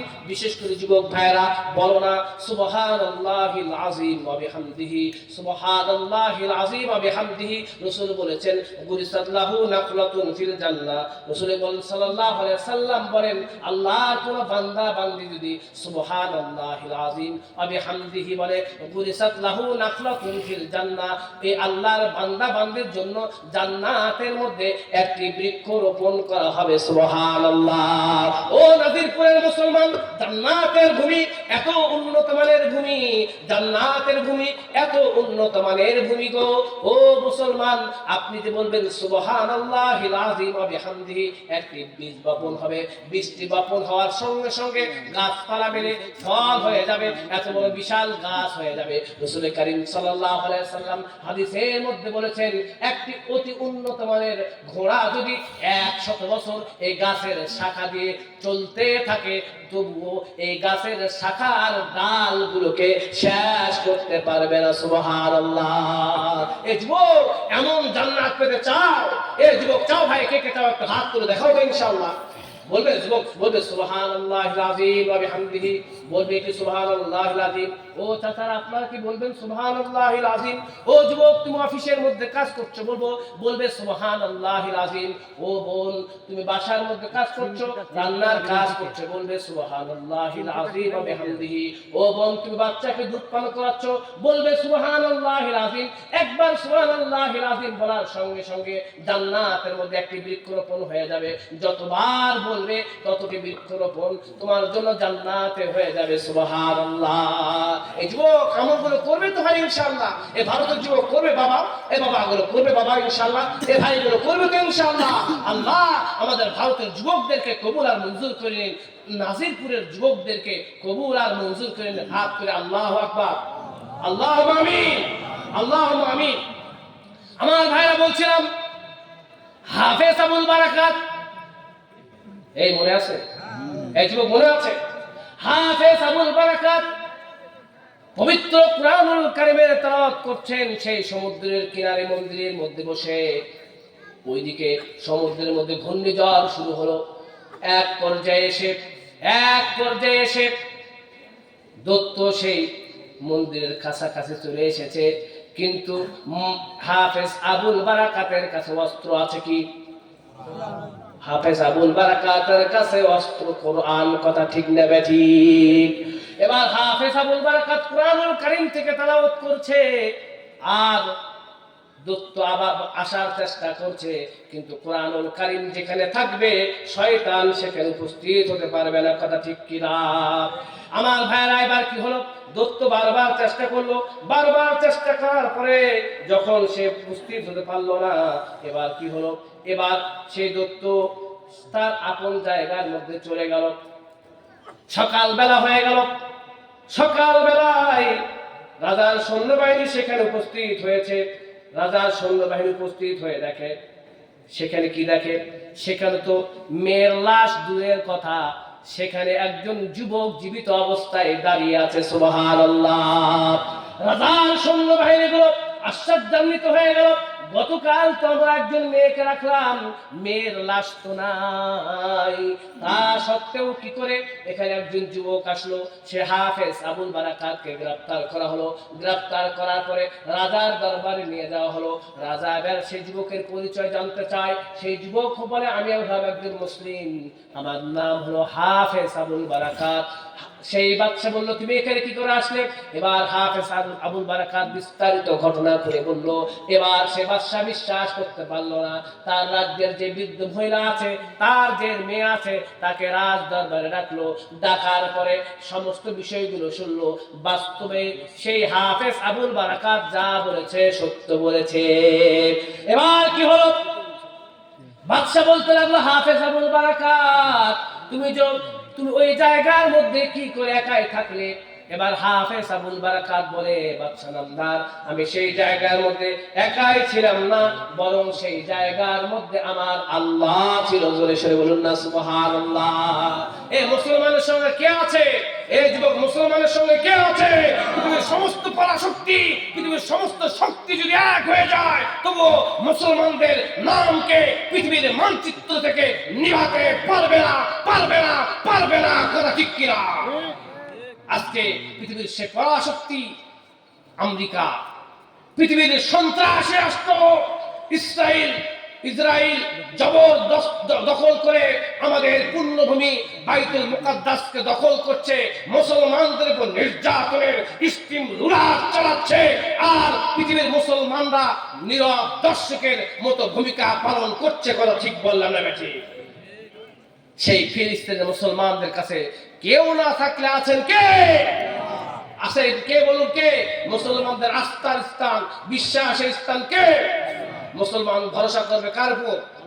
মুসলমান ভরসা করবে কার উপর? মুসলমানের রিজিক দাতা কে? মুসলমানের রিজিক দাতা কে? কোনো কিছু অন্য কিছু মুসলমানদের রিজিক দাতা? বিশ্বাস যদি করেন আপনি কাফের হয়ে যাবেন। মুসলমানদের রিজিক দাতা বলুন কে? মুসলমানদের সন্তান, সকলের সন্তান দাতা কে? সকলের সন্তান দাতা কে? এই জন্য রিজিক দাতা, সন্তান দাতা সব কিছু কার জন্য হতে হবে? বিশ্বাস করতে হবে কার পক্ষ থেকে হয়? আমার ভাইরা, আজকে সমাজের মধ্যে এমন আছে, আপনাদের ভারতবর্ষে আছে কি জানি না, আমাদের বাংলাদেশের মধ্যে কিছু ভণ্ড আছে। এরা কি করে? এরা নিজেদের পায়ের মধ্যে সাজদা করে, এরা মনে করে এরাই সন্তান দাতা। জোরে সরে বলেন নাউযুবিল্লাহি মিন যালিক। এমন মুসলমান আপনি পাবেন মাজারের মধ্যে গিয়ে সন্তান চায়, মাজারের মধ্যে সন্তান দিতে পারে না, মাজার কোনো কিছু দিতে পারে না, মাজারের মধ্যে চাওয়া শিরিক, শিরিক, শিরিক। কোন মুসলমান মাজারের কাছে চাইতে পারে না, পারে না, পারে না। কথা ঠিক কিনা? ও নাজিরপুরের মুসলমান হাফেজ আবুল বারাকাত সেই বাদশাহকে বললেন, বাদশা নামদার, আমি একাই ছিলাম না, বরং সেখানে আমার আল্লাহ রাব্বুল আলামিন ছিলেন। আল্লাহু আকবার। হাফেজ আবুল বারাকাতকে সেই বাদশা বললেন, তুমি যে সেই জায়গার মধ্যে থাকলে তোমার কি ভয় লাগেনি? হাফেজ আবুল বারাকাত বললেন, আমার ভয় লাগবে কি করে? আমার ভয় লাগার তো কোনো কারণ নাই, কারণ আমি একজন মুসলিম, আর মুসলিম হিসেবে আমি বিশ্বাস করি আল্লাহ রাব্বুল আলামিন আমার সাথে আছেন, সাথে সাথে আমার সঙ্গে পবিত্র কোরআনুল কারীম রয়েছে। এই পবিত্র কোরআনুল কারীম থাকার কারণে আমি বিশ্বাস করি এই পবিত্র কোরআনুল কারীমের ওসিলায় আল্লাহ রাব্বুল আলামিন আমাকে হেফাজত করবেন। আল্লাহু আকবার, আল্লাহু আকবার। এবার সে বাদশা বলতে লাগলো, হাফেজ আবুল বারাকাত, তুমি যে এই বছর থাকলে আগামী বছর সেই মন্দিরের মধ্যে তুমি কি একাই থাকতে পারবে নাকি? হাফেজ আবুল বারাকাত বলে, অবশ্যই থাকতে পারবো, না থাকার কি আছে? এবার হাফেজ আবুল বারাকাতকে সে বাদশা বলল, তুমি যদি আগামী বছর সেই জায়গার মধ্যে থাকতে পারো, আমি বাদশা কথা দিচ্ছি আগামী বছর আমার মন্ত্রী বর্গ সহ আমার যত প্রজা আছে সকলকে নিয়ে তোমার ধর্ম গ্রহণ করে নেব। আল্লাহু আকবার, বলুন না আল্লাহু আকবার। ও বন্ধুরা রে, আলোচনার শেষের দিকে চলে এসেছি, শেষ করে দেব। তার আগে মেয়েদের নিয়ে কথা বলে আলোচনার ফিনিশিং টানবো। অনেক মা বোন আছেন, আপনার অনেক মেয়ে আছে, আপনার অনেক স্ত্রী আছে, আপনার অনেক বৌমা আছে, তাদের জন্য কিছু আলোচনা করা উচিত না? শেষ পর্যন্ত থাকবেন তো ইনশাআল্লাহ? আর মাত্র 10-15 মিনিট আমরা আলোচনা করব। আলোচনা শুনবেন ইনশাআল্লাহ? ও বোন, এখন আমি তোমাদের নিয়ে আলোচনা করি 5-10 মিনিট, এরপরে আলোচনার ফিনিশিং টানবো। একজন জান্নাতি মহিলার ঘটনা তোমাদেরকে শোনাতে চাই। সেই জান্নাতি মহিলার নাম হলো রুমাইসা বিনতে মিলহান। সেই জান্নাতি মহিলা, যে জান্নাতি মহিলা জান্নাতের সার্টিফিকেট পৃথিবীর মধ্যে পেয়েছেন, সুবহানাল্লাহ। সেই জান্নাতি মহিলার নাম হলো রুমাইসা বিনতে মিলহান। তিনি উম্মে সুলাইম নামে পরিচিত। এই উম্মে সুলাইম এমন একজন দিনদার মহিলা ছিলেন। রাসূল করিম সাল্লাল্লাহু আলাইহি ওয়াসাল্লাম হাদিসের মধ্যে বলেছেন, হাদিসটা হযরত আনাস ইবনে মালিক রাদিয়াল্লাহু তাআলা আনহু থেকে বর্ণিত। আনাস ইবনে মালিক বলেন, রাসূল করিম সাল্লাল্লাহু আলাইহি ওয়াসাল্লাম হাদিসের মধ্যে বলেছেন, আমি স্বপ্নের মধ্যে জান্নাত দেখছিলাম। জান্নাতের মধ্যে দেখলাম কোন একটা আওয়াজ শুনতে পেলাম। ও বোন, এখানে কোনো যুবক যদি না থাকে, কোনো চাচাও যদি না থাকে, তোমরা আছো, আমি জানি, ভালো করে জানি, অনেক বোন আছো, ভালো করে ঘটনাটি শোনো, ভালো করে আমল করার চেষ্টা করো। হযরত আনাস ইবনে মালিক তিনি বলেন, রাসূল করিম সাল্লাল্লাহু আলাইহি ওয়াসাল্লাম হাদিসের মধ্যে বলেছেন, আমি জান্নাত, স্বপ্নের মধ্যে জান্নাত দেখছিলাম, ভিজিট করছিলাম। হঠাৎ করে কোন এক জায়গার মধ্যে আওয়াজ শুনতে পেলাম। ফেরেশতাদেরকে বললাম, এটি কিসের আওয়াজ? ফেরেশতারা বললেন, এটি হলো রুমাইসা বিনতে মিলহান উম্মে সুলাইম রাদিয়াল্লাহু তাআলা আনহার পায়ের আওয়াজ। সুবহানাল্লাহ। হযরত জাবির ইবনে আব্দুল্লাহ রাদিয়াল্লাহু তাআলা হতে বর্ণিত, তিনি বলেন, রাসূল করিম সাল্লাল্লাহু আলাইহি ওয়াসাল্লাম হাদিসের মধ্যে বলেছেন, আমি জান্নাতের মধ্যে স্বপ্নের মধ্যে প্রবেশ করলাম। সেখানে গিয়ে দেখি রুমাইসা বিনতে মিলহান উম্মে সুলাইম আবু তালহা রাদিয়াল্লাহু তাআলা আনহুর স্ত্রী। সুবহানাল্লাহ। এই বোনরা, তোমাদেরকে বলছি, ঘটনাটি বলার আগে এই উম্মে সুলাইম যে জান্নাতি নারী আর পরিচয় দিতে হবে, কথা ঠিক না ঠিক মুসলমান? এই উম্মে সুলাইম এমন দিনদার মহিলা ছিলেন। এই উম্মে সুলাইমের সন্তান হলো আনাস ইবনে মালিক। কি নাম বলুন? আনাস ইবনে মালিক। হযরত আনাস ইবনে মালিক বলেন, আমার বয়স যখন 10 বছর 11 বছর হয়ে গেল, আমাকে নিয়ে আমার আম্মু রাসূল করিম সাল্লাল্লাহু আলাইহি ওয়াসাল্লামের দরবারে গেলেন এবং রাসূল করিম সাল্লাল্লাহু আলাইহি ওয়াসাল্লামকে বলেন, ইয়া রাসূলুল্লাহ, হে হাবিবাল্লাহ, এই হলো আনাস, এই আনাসকে আমি আপনার দরবারে দিয়ে দিলাম, আপনি তাকে দ্বীনের জন্য ব্যবহার করুন, আপনি তাকে ইসলামের জন্য, আমি তাকে ইসলামের জন্য নিবেদিত করলাম, আপনি তাকে যা ইচ্ছা তাই করতে পারেন। সুবহানাল্লাহ, বলুন না সুবহানাল্লাহ। আজকে আনাস ইবনে মালিকের উম্মে সুলাইম যে ঘটনা আছে, এই হাদিস থেকে শুনলাম। আজকে আমরা ফিলিস্তিনের মধ্যে সোশ্যাল মিডিয়ার মাধ্যমেও দেখতে পাচ্ছি মুসলমান, আজকে আমাদের ফিলিস্তিনের মা বোন যারা আছে, ও মা বোন, ভালো করে শুনে নাও, ফিলিস্তিনের মা বোনদের ঈমান কেমন মজবুত। কিছুদিন আগে সোশ্যাল মিডিয়ার মধ্যে ভাইরাল হয়েছে, এক যুবক মুখ ঢেকে সাংবাদিকদের মাঝখানে সাক্ষাৎকার দিচ্ছিল। ফিলিস্তিনের ঈমানদার মা, সেই মাটি তার সন্তানের মুখের কাপড়টি খুলে ফেলে দিয়ে বলল, তুমি মুখের কাপড় ঢেকে কেন কথা বলছো? আমি তো তোমাকে ইসলামের জন্য নিবেদিত করেছি, আমি তো তোমাকে ইসলামের জন্য নিবেদিত করেছি, আমি চাই তুমি ইসলামের জন্য শহীদ হয়ে যাও, ফিলিস্তিনের জন্য শহীদ হয়ে যাও, বাইতুল মুকাদ্দাস স্বাধীন করার জন্য শহীদ হয়ে যাও। সুবহানাল্লাহ। ও ভারতের মুসলমান, ও বোন, তোমাদেরকে বলছি, আমাকে চিরকুট দেওয়া হয়েছে বোনদের সম্পর্কে আলোচনা করার জন্য, এই জন্য ওয়াজের পয়েন্ট পাল্টে দিলাম। সেই বোনটির নাম হলো, জান্নাতি মহিলার নাম হলো রুমাইসা বিনতে মিলহান উম্মে সুলাইম। এই উম্মে সুলাইম এমন দিনদার মহিলা ছিলেন, ইসলামের প্রথম যুগে যে সমস্ত ব্যক্তিরা ইসলাম ধর্ম গ্রহণ করেছেন, নারীদের মধ্যে উম্মে সুলাইম অন্যতম। উম্মে সুলাইম যখন ইসলাম ধর্ম গ্রহণ করলেন, উম্মে সুলাইমের স্বামী ছিল মালিক বিন নজর, ভুল বললাম, নাম হলো মালিক বিন নজর। উম্মে সুলাইম যখন ইসলাম ধর্ম গ্রহণ করলেন, মালিক বিন নজর সে রেগে গেল। এবার স্ত্রীর পর রাগান্বিত হয়ে গিয়ে সে সিরিয়ার মধ্যে চলে গেল। সিরিয়ার মধ্যে গিয়ে সেই জায়গার মধ্যে মারা গেল। এরপর আবু তালহা রাদিয়াল্লাহু তাআলা তখন তিনি ইসলাম ধর্ম গ্রহণ করেননি। ও বোন, তোমাদেরকে বলছি, ঘটনাটি শোনো। স্বামীদের কিভাবে খেদমত করতে হয় জানো, কিভাবে খেদমত করতে হবে দেখো। এবার কি হলো, উম্মে সুলাইমকে আবু তালহা রাদিয়াল্লাহু তাআলা প্রস্তাব দিল, আমি তোমাকে বিবাহ করতে চাই। বুখারী শরীফ থেকে শোনাচ্ছি, আবু তালহা রাদিয়াল্লাহু তাআলা তখন ইসলাম ধর্ম গ্রহণ করেননি। এবং উম্মে সুলাইম বলল, আবু তালহা, বলুন তো আপনি কার পূজা করেন? আপনি তো মাটির যে জিনিসপত্র আছে, মাটির থেকে যে উৎপন্ন হয়, মাটি, খড়কুটো, গাছ দিয়ে যেগুলো আছে, এগুলোর পূজা করেন। আপনার কি লজ্জা করে না মাটি জাতীয় জিনিসের পূজা করার? আপনি যদি আমাকে বিবাহ করতে চান, একটি শর্ত হলো আপনি আমার ধর্মের মধ্যে আসবেন, ইসলাম ধর্ম গ্রহণ করবেন। এই ইসলাম ধর্ম গ্রহণ করাটাই আপনার মোহর বলে বিবেচিত হবে। আমি আপনার কাছে কোনো মোহর চাই না। সুবহানাল্লাহ। ও ভারতের বোন, এমনি জান্নাতের সার্টিফিকেট পেয়েছে। ও ভারতের যুবক, এমনি জান্নাতের সার্টিফিকেট পেয়েছে। উম্মে সুলাইম রাদিয়াল্লাহু তাআলা আনহু এমন একজন নারী, হাদিসের কিতাবের মধ্যে এসেছে রাসূল কারীম সাল্লাল্লাহু আলাইহি সাল্লাম যুদ্ধের ময়দানে কিছু নারীদেরকে নিয়ে যেতেন, সাহসী নারীদেরকে নিয়ে যেতেন।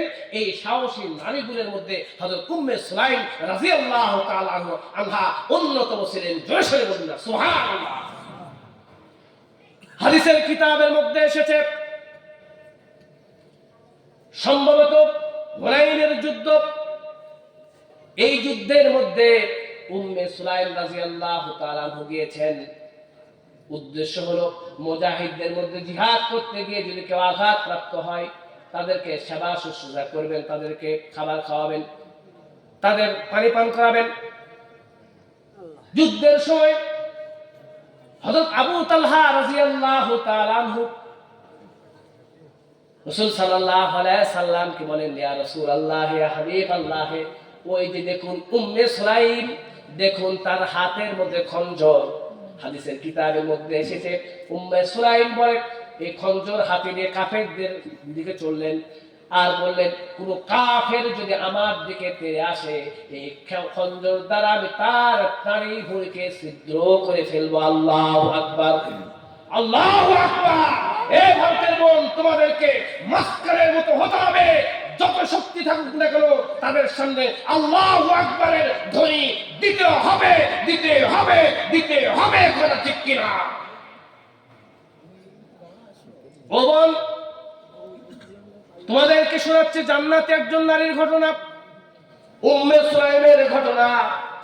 উম্মে সুলাইম রাদিয়াল্লাহু তাআলা আনহু যখন হযরত আবু তালহা রাদিয়াল্লাহু তাআলা আনহুকে প্রস্তাব দিলেন, আবু তালহা রাদিয়াল্লাহু তাআলা আনহু তিনি বলেন, আমি একটু ভেবে দেখি কি করব। কিছুক্ষণ ভেবে দেখার পরে আবু তালহা রাদিয়াল্লাহু তাআলা আনহু ইসলাম ধর্মের মধ্যে ইসলাম ধর্ম গ্রহণ করে নিলেন।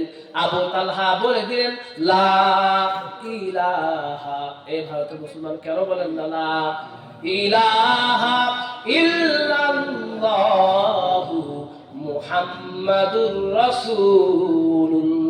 আর আওয়াজ দিয়ে বলতে হবে, লা ইলাহা ইল্লাল্লাহু মুহাম্মাদুর রাসূলুল্লাহ। ও নাজিরপুরের মুসলমান, লা ইলাহা ইল্লাল্লাহ যে বললেন, আফজালুজ যিকরি লা ইলাহা ইল্লাল্লাহ। পৃথিবীর মধ্যে সবচেয়ে উত্তম জিকির হলো লা ইলাহা ইল্লাল্লাহ। আমল করব না ইনশাআল্লাহ? এই যুবক, আমল করব তো ইনশাআল্লাহ? এই যুবক, করব তো ইনশাআল্লাহ? হযরত আবু তালহা রাদিয়াল্লাহু তাআলা আনহু ইসলাম ধর্ম গ্রহণ করলেন। উম্মে সুলাইম আবু তালহার বিয়ে হয়ে গেল। তাদের মধ্যে থেকে একটি সন্তান হলো, সেই সন্তানের নাম হলো উমাইর। কি নাম বলুন ভারতের মুসলমান, কি নাম? উমাইর। ও বোন, কি নাম বলো না? উমাইর। সেই উমাইরের একটি পাখি ছিল, সেই পাখির নাম হলো নুগায়ের। রাসূল কারীম সাল্লাল্লাহু আলাইহি সাল্লাম আবু তালহার সেই সন্তান উমাইরকে অত্যন্ত মহব্বত করতেন, ভালোবাসতেন। আবু তালহাও নিজের সন্তানকে অত্যন্ত মহব্বত করতেন, ভালোবাসতেন। একদা উমাইরের পাখিটি, নুগায়ের পাখিটি মারা গেল। উমাইরের মন খারাপ, গালের মধ্যে হাত দিয়ে আছে। রাসূল কারীম সাল্লাল্লাহু আলাইহি সাল্লাম বুঝতে পেরেছেন। রাসূল সাল্লাল্লাহু আলাইহি সাল্লাম মজাক করে বলে, ইয়া উমাইর মা ফাআলা নুগাইর, হে উমাইর তোমার নুগাইর পাখির কি হয়েছে? ও ভারতের মুসলমান, এই উমাইর অসুস্থ হয়ে গেল। আবু তালহা রাদিয়াল্লাহু তাআলা উমাইরকে অত্যন্ত মহব্বত করেন, ভালোবাসেন। আবু তালহার অভ্যাস ছিল সকাল সন্ধ্যা আমার নবী, আপনার নবী, বিশ্ব নবী হযরত মুহাম্মদ সাল্লাল্লাহু আলাইহি সাল্লামের দরবারের মধ্যে যাওয়া। সন্তানকে অসুস্থ রেখে হযরত আবু তালহা রাদিয়াল্লাহু তাআলা বিকালের দিকে রাসূল কারীম সাল্লাল্লাহু আলাইহি সাল্লামের দরবারের মধ্যে গেলেন। এদিকে উমাইর রাদিয়াল্লাহু, উমাইর ছোট্ট বাচ্চা মারা গেল। ইন্না লিল্লাহি ওয়া ইন্না ইলাইহি রাজিউন। উম্মে সুলাইম রাদিয়াল্লাহু তাআলা আনহা আনাস ইবনে মালিককে বললেন, তোমার বাবা আবু তালহাকে ডেকে আনো। তবে খবরদার খবরদার খবরদার, তোমার বাবাকে এ কথা বলবে না উমাইর মারা গেছেন। উম্মে সুলাইম রাদিয়াল্লাহু তাআলা আনহা বাসার যে সমস্ত সদস্য আছেন ওই সমস্ত সদস্যদেরকে বললেন, খবরদার খবরদার খবরদার, উম্মে সুলাইম যে মারা গেছে, এই উম্মে সুলাইমের মৃত্যুর কথা কেউ আবু তালহাকে বলবে না, আমি একাই একাই ভালো করে আবু তালহাকে বলবো। সুবহানাল্লাহ। ও নাজিরপুরের বোনরা, তোমরা কি শুনছো? ভালো করে শোনো, স্বামীদের কিভাবে খেদমত করতে হয়, স্বামীদের কিভাবে মহব্বত করতে হয়, স্বামীদের কিভাবে কনভিন্স করতে হয়। এবার কি হলো, রাসূল করিম সাল্লাল্লাহু আলাইহি ওয়াসাল্লামের দরবারে আবু তালহা রাদিয়াল্লাহু তাআলা আনহু আছেন। আনাস ইবনে মালিক আবু তালহা রাদিয়াল্লাহু তাআলা আনহুকে ডেকে আনলেন। বুখারীর হাদিস, সেই দিন হযরত আবু তালহা রাদিয়াল্লাহু তাআলা আনহু রোজা ছিলেন। উম্মে সুলাইম রাদিয়াল্লাহু তাআলা আনহা উমাইরকে গোসল করালেন, সুন্দর কাপড়ে পোশাক পরিয়ে এক জায়গার মধ্যে সুন্দর করে রেখে দিলেন।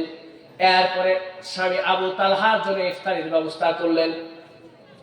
যত কিছু আছে অন্যান্য দিনের মতো ইফতারের ব্যবস্থা করেছেন। এরপরে আবু তালহা রাদিয়াল্লাহু তাআলা যখন আসলেন, আবু তালহা রাদিয়াল্লাহু তাআলা অন্য দিনের মতো স্বাভাবিকভাবে ইফতারি করালেন। এরপরে অন্যান্য দিনের মতো সুন্দর করে সাজুগুজু করলেন, সুন্দর পোশাক পরলেন, সুন্দরভাবে নিজেকে পরিপাটি করলেন। আজকে বাংলার বোন বলো, বাংলার বোন বলুন আর ভারতের বোন বলি, স্বামীর সামনে সাজে না, কথা ঠিক কিনা? মুসলমান কথা ঠিক বললে হবে ঠিক। স্বামীর সামনে সাজে না, স্বামীর সামনে নতুন পোশাক পরে না, সেই কি শোকেজের মধ্যে সুন্দর সুন্দর পোশাকগুলো, থ্রি পিস গুলো, সুন্দর সুন্দর শাড়িগুলো ভাঁজ করে রাখে, বিভিন্ন অনুষ্ঠানের মধ্যে টেডি সাইজ করে, মুখের মধ্যে লিপস্টিক করে, মুখের মধ্যে কি বলে ওগুলো, নেল পালিশ করে, ঠোঁটের মধ্যে নেল পালিশ করে সুন্দরভাবে। আরো কি কি যেন আছে মেয়েদের, আমার তো তেমন মনে নাই, কি কি আছে গো, এই যে মেকআপ গুলো আছে, হ্যাঁ মাশাআল্লাহ, আমাদের মুস্তালিম ভাই বলেছে মেকআপ, আসলে ভুলে গিয়েছিলাম এই মেকআপ। মাঝে মাঝে এখন আমার মনে হচ্ছে, জানেন কেন জানেন? আমি এখন তো বিয়ে করেছি, এই জন্য আমার স্ত্রী মাঝে মাঝে চাই মেকআপ বলে, তারপরে কি কি যে নামগুলো বলে আমি নিজেও বলতে পারি না। আল্লাহু আকবার। আমার বোনেরা, এমন অবস্থা হয়েছে আজকে স্বামীদের জন্য বোন তোমরা সাজো না, অথচ উচিত তো ছিল সব কিছু স্বামীর জন্য করা উচিত। স্বামী সুন্দর অলংকার দেয়, স্বামী সুন্দর পোশাক দেয়, সেই অলংকার গুলো তোমরা শোকেজের মধ্যে, ড্রেসিং টেবিলের মধ্যে রেখে দাও। যখন বিভিন্ন অনুষ্ঠান হয়, কোন বন্ধু পার্টির মধ্যে যাও, সুন্দর পোশাক পরে অর্ধ উলঙ্গ হয়ে তোমরা যাও, তোমরা দায়ী স্ত্রী, তোমার স্বামীও জাহান্নাম, তোমার ভাইও জাহান্নাম, তোমার বাবাও জাহান্নাম। নাউজুবিল্লাহ। ও বোন, উম্মে সুলাইম থেকে শিক্ষা গ্রহণ করুন, উম্মে সুলাইম থেকে শিক্ষা গ্রহণ করুন। উম্মে সুলাইম রাদিয়াল্লাহু তাআলা আনহা সুন্দর করে পোশাক পরলেন, অন্য দিনের মতো পরিপাটি করলেন, স্বামীর সামনে সুন্দরভাবে উপস্থাপন করলেন। ও বোন, যখন যাবেন স্বামীর সামনে সুন্দরভাবে যাবেন, শরীরের লোমগুলো যেগুলো আছে পরিষ্কার করবেন, সুন্দর সুগন্ধি করবেন, মেসওয়াক করবেন। অনেক ভাই আছে গুল খায়, পান খায়, এই সমস্ত দুর্গন্ধ নিয়ে স্ত্রীদের কাছে যায়। খবরদার খবরদার, এমন স্ত্রীদের কাছে এভাবে যাবেন না, কেননা ইজায়ে মুসলিম হারাম। এই যে গুল খেয়ে, বিড়ি খেয়ে, পান খেয়ে, এই সমস্ত নেশা খেয়ে স্ত্রীদের কাছে যাচ্ছেন, স্বামী হিসেবে সে বরদাস্ত করছে, কিন্তু এই যে একজন স্ত্রীকে আপনি দুর্গন্ধ দিয়ে কষ্ট দিলেন, হারাম হারাম হারাম, এমন হারাম কাজ করা যাবে না। ও বোন, এই জন্য স্বামীর সামনে যখন যাবে সুন্দর পোশাক পরে যাবে, ব্রাশ করে, মেসওয়াক করে, সুগন্ধি মেখে যাবে। এবার কি হলো, উম্মে সুলাইম রাদিয়াল্লাহু তাআলা আনহা, উম্মে সুলাইম রাদিয়াল্লাহু তাআলা আনহা সুন্দর পোশাক পরে স্বামীর সামনে গেলেন। স্বামী স্ত্রীর রাত্রি যাপন হলো, স্বামী স্ত্রীর মধ্যে স্বামী স্ত্রীর সুরপ আচরণ হলো, স্বামী স্ত্রীর সঙ্গে যে মেলামেশা সেটি হলো, ফজরের মধ্যে গোসল হলো। এবার উম্মে সুলাইম রাদিয়াল্লাহু তাআলা আনহা এবার আবু তালহা রাদিয়াল্লাহু তাআলা আনহাকে বলে, ও নাজিরপুরের বোন, ভালো করে শোনো, ভালো করে শোনো, কি হলো। এবার উম্মে সুলাইম রাদিয়াল্লাহু তাআলা আনহা আবু তালহা রাদিয়াল্লাহু তাআলা আনহুকে বললেন, ও আমার প্রাণের স্বামী, আমি আপনাকে একটি বিষয় বলতে চাই, আর তা হলো, বলুন তো আপনার কাছে কেউ কেউ যদি কোনো জিনিস আমানত রাখে, সেই আমানতের জিনিস যদি ফেরত চায়, সেই জিনিসটি আপনার কাছে রাখা উচিত নাকি?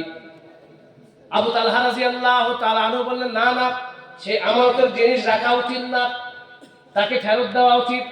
এবার উম্মে সুলাইম জান্নাতি নারী, বুদ্ধিমতী নারী, এমন বুদ্ধিমতী নারী, সুন্দর স্বামীকে কিভাবে কনভিন্স করতে হয়। আজকে আমাদের নারীরা, স্বামীরা যখন অফিস থেকে আসে, মাঠ থেকে আসে, বিভিন্ন জায়গা থেকে আসে, তাদের সঙ্গে খারাপ ব্যবহার করে, কথা ঠিক কিনা? স্বামীদের সঙ্গে ঝগড়ায় লিপ্ত হয়ে যায়।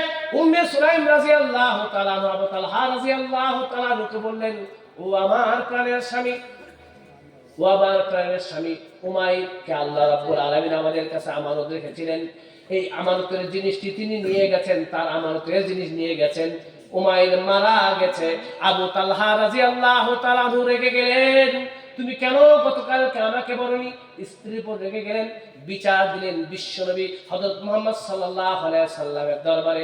বিশ্বনবী হযরত মুহাম্মদ সাল্লাল্লাহু আলাইহি ওয়াসাল্লাম মুস্কি হেসে দিলেন আর বললেন, আবু তালহা, আজকে রাত্রির মধ্যে যে তোমরা কর্মটি করেছো, এই কর্মের মধ্যে আল্লাহ রাব্বুল আলামিন যাতে বারাকাত দান করেন। সুবহানাল্লাহ। হাদিসের কিতাবের মধ্যে এসেছে, বুখারীর হাদিস। ও বন্ধুরা, সেই রাত্রির মধ্যে উম্মে সুলাইম আর আবু তালহা রাদিয়াল্লাহু তাআলা আনহুর মাঝখানে যে মিলন হলো, মিলন হওয়ার পরে যে সন্তানটি হলো, এই সন্তানটি হলো আব্দুল্লাহ। হাদিসের কিতাবের মধ্যে এসেছে, এই আব্দুল্লাহ থেকে 6টি সন্তান হয়েছে, 6টি অথবা 7টি সন্তান হয়েছে। সমস্ত সন্তানগুলো হাফেজে কোরআন হয়েছে, হাফেজে কোরআন হয়েছে, আলেম হয়েছে। সুবহানাল্লাহ। ও বন্ধু, তোমাদের কি করতে হবে? স্বামীদের খেদমত করতে হবে, স্বামীদেরকে সন্তুষ্ট করতে হবে। রাসূল কারীম সাল্লাল্লাহু আলাইহি ওয়াসাল্লাম বলেছেন, আইয়ুমা ইমরাতিন মাতাত ওয়া যাওজুহা আনহা রাজিন দাখালাল জান্নাহ। আল্লাহর কোন বান্দা বান্দি যদি কি করে, এমত অবস্থায় মারা যায়, স্বামীর আগে মারা যায়, এমত অবস্থায় তার স্বামী ওই নারীর উপর সন্তুষ্ট আছে, রাসূল বললেন দাখালাল জান্নাহ, সে আল্লাহর বান্দি আল্লাহর জান্নাতে সরাসরি চলে যাবে। সুবহানাল্লাহ। ও বোন, তোমাদের নিওয়াজ করতে বলা হয়েছে। আর মাত্র 5-7 মিনিটের মধ্যে আলোচনা শেষ করব। হাফেজ আবুল বারাকাতের ঘটনা শেষ করে দেব। মুসলমান, রাসূল কারীম সাল্লাল্লাহু আলাইহি সাল্লাম বলেছেন, লাউ কুনতু আমুরু আহাদান লা আমাতুল মারআতা আন তাসজুদা লিজাওজিহা। রাসূল বলেছেন, মানুষ মানুষকে সাজদা করা জায়েজ নাই। মানুষ মানুষকে যদি সাজদা করা জায়েজ হতো, আমি রাসূল বলতাম, স্ত্রীদেরকে বলতাম, তারা যাতে তাদের স্বামীদের পায়ের মধ্যে সাজদা করে। সুবহানাল্লাহ। ও বোন, ও ভারতের বোন, ও নাজিরপুরের বোন, ভালো করে আলোচনাগুলো শুনে নাও। স্বামীর সঙ্গে খারাপ ব্যবহার করো না।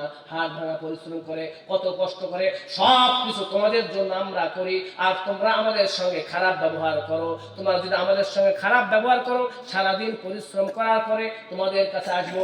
আল্লাহ পাক বললেন, লিতাসকুনু ইলাইহা, নারীদের কাছে এসে তোমরা শান্তিতে বসবাস করতে পারো। কিন্তু তোমরা যদি আমাদের সঙ্গে খারাপ ব্যবহার করো, অফিসের মধ্যে কষ্ট করলাম, মাঠের মধ্যে কষ্ট করলাম, বিভিন্ন জায়গার মধ্যে কষ্ট করলাম, এখানে এসেও তোমরা খারাপ ব্যবহার করো, অন্তরটা ভেঙে যাবে, কষ্ট পেয়ে যাবে। স্বামী কষ্ট যদি পেয়ে যায়, আর এমত অবস্থায় যদি মারা যাও, তোমাদের জন্য জান্নাত নাই। বরং রাসূল বলেছেন, স্বামীকে সন্তুষ্ট করার পরে তুমি যদি মারা যাও, তুমি জান্নাতে চলে যাবে। রাসূল কারীম সাল্লাল্লাহু আলাইহি ওয়াসাল্লাম নারীদেরকে জান্নাতে যাওয়ার জন্য 4টি ছোট্ট আমল দিয়েছেন। আর দু একটি হাদিস বলে ঘটনাটি বলে শেষ করে দেব ইনশাআল্লাহ। রাসূল কারীম সাল্লাল্লাহু আলাইহি ওয়াসাল্লাম হাদিসের মধ্যে বলেছেন, ইদা সাল্লাতিল মারআতু খামসাহা ওয়া সামাত শাহরাহা ওয়া হাসসানাত ফারজাহা ওয়া আতাআত বালাহা দাখালাত মিন আইয়ি আবওয়াবিল জান্নাতি শাআ। রাসূল বললেন, যদি কোন নারী 4টি আমল করে, বলুন কয়টি আমল? এই আমার মা বোন যারা আছো, ভালো করে শুনে নাও। রাসূল বলেছেন, ইদা সাল্লাতিল মারআতু খামসাহা, নারীরা যদি 5 ওয়াক্ত নামাজ পড়ে, কয় ওয়াক্ত নামাজ? নারীরা কিন্তু নামাজ পড়ে না, অলসতা করে। রাসূল বলেছেন, ইদা সাল্লাতিল মারআতু খামসাহা, কোন নারী যদি 5 ওয়াক্ত নামাজ পড়ে, সামাত শাহরাহা, রমজানুল মুবারক মাসের মধ্যে রোজা রাখে, ওয়া হাসসানাত ফারজাহা, লজ্জা স্থানকে হেফাজত করে, ওয়া আতাআত বালাহা, এবং স্বামীর আনুগত্য করে। কয়টি কাজ? কোন নারী যদি 5 ওয়াক্ত নামাজ পড়ে, রমজানুল মুবারকের মাসের মধ্যে রোজা রাখে, লজ্জা স্থানকে হেফাজত করে। আজকে নারীরা সোশ্যাল মিডিয়ার হওয়ার কারণে, বিভিন্ন ইমো হোয়াটসঅ্যাপ বিভিন্ন কিছু হওয়ার কারণে পরকীয়ার মধ্যে লিপ্ত হয়। কথা ঠিক বললেন না বেটি? রাসূল বললেন, কোন নারী যদি 5 ওয়াক্ত নামাজ পড়ে, রমজান মুবারক মাসের মধ্যে রোজা রাখে, ও হাসানাত ফারজাহা, লজ্জা স্থানকে হেফাজত করে, ও আতাআত বালাহা, স্বামীর আনুগত্য করে, দাখালাত মিন আইয়ি আবওয়াবিল জান্নাতি শাআত। আমি মুহাম্মদ সাল্লাল্লাহু আলাইহি ওয়াসাল্লাম ঘোষণা দিচ্ছি, আল্লাহর এই বান্দি জান্নাতের যে কোনো দরজা দিয়ে ইচ্ছে মতো প্রবেশ করতে পারে। সুবহানাল্লাহ। ও ভারতের বোনগুলো, তোমাদের কি দাম? ও বোন, তোমাদের স্বামীদের খেদমত করতে হবে। স্বামীদের কি দাম, স্বামীদের কি মর্যাদা। রাসূল কারীম সাল্লাল্লাহু আলাইহি ওয়াসাল্লাম হাদিসের মধ্যে বলেছেন, মিন হাক্কিজ যাওজি আলা যাওজাতিহি ইন সালা দামান ওয়া কাইহান ওয়া সাদিদান ফালা হাসাতহু বিলিসানিহা মা আদ্দাত হাক্কাহু। রাসূল কারীম সাল্লাল্লাহু আলাইহি ওয়াসাল্লাম হাদিসের মধ্যে বলেছেন, স্ত্রীরা যদি স্বামীদের এই পরিমাণ খেদমত করে, কোন স্বামী যদি, কোন স্বামীর শরীর থেকে যদি রক্ত প্রবাহিত হয়, অথবা বমি প্রবাহিত হয়, অথবা কোন স্বামী যদি কি করে, কোন কি হয়, কোন স্বামীর শরীর থেকে যদি রক্ত প্রবাহিত হয়, বমি হয়, কোন পুজ বের হয়, আর এই স্ত্রী তার জবান দ্বারা সেই পুজগুলো, রক্তগুলোকে, বমিগুলোকে পরিষ্কার করে, রাসূল বলছেন মা আদ্দাত হাক্কাহু, তাহলেও এই স্ত্রীগুলো স্বামীদের হককে আদায় করতে পারবে না। সুবহানাল্লাহ।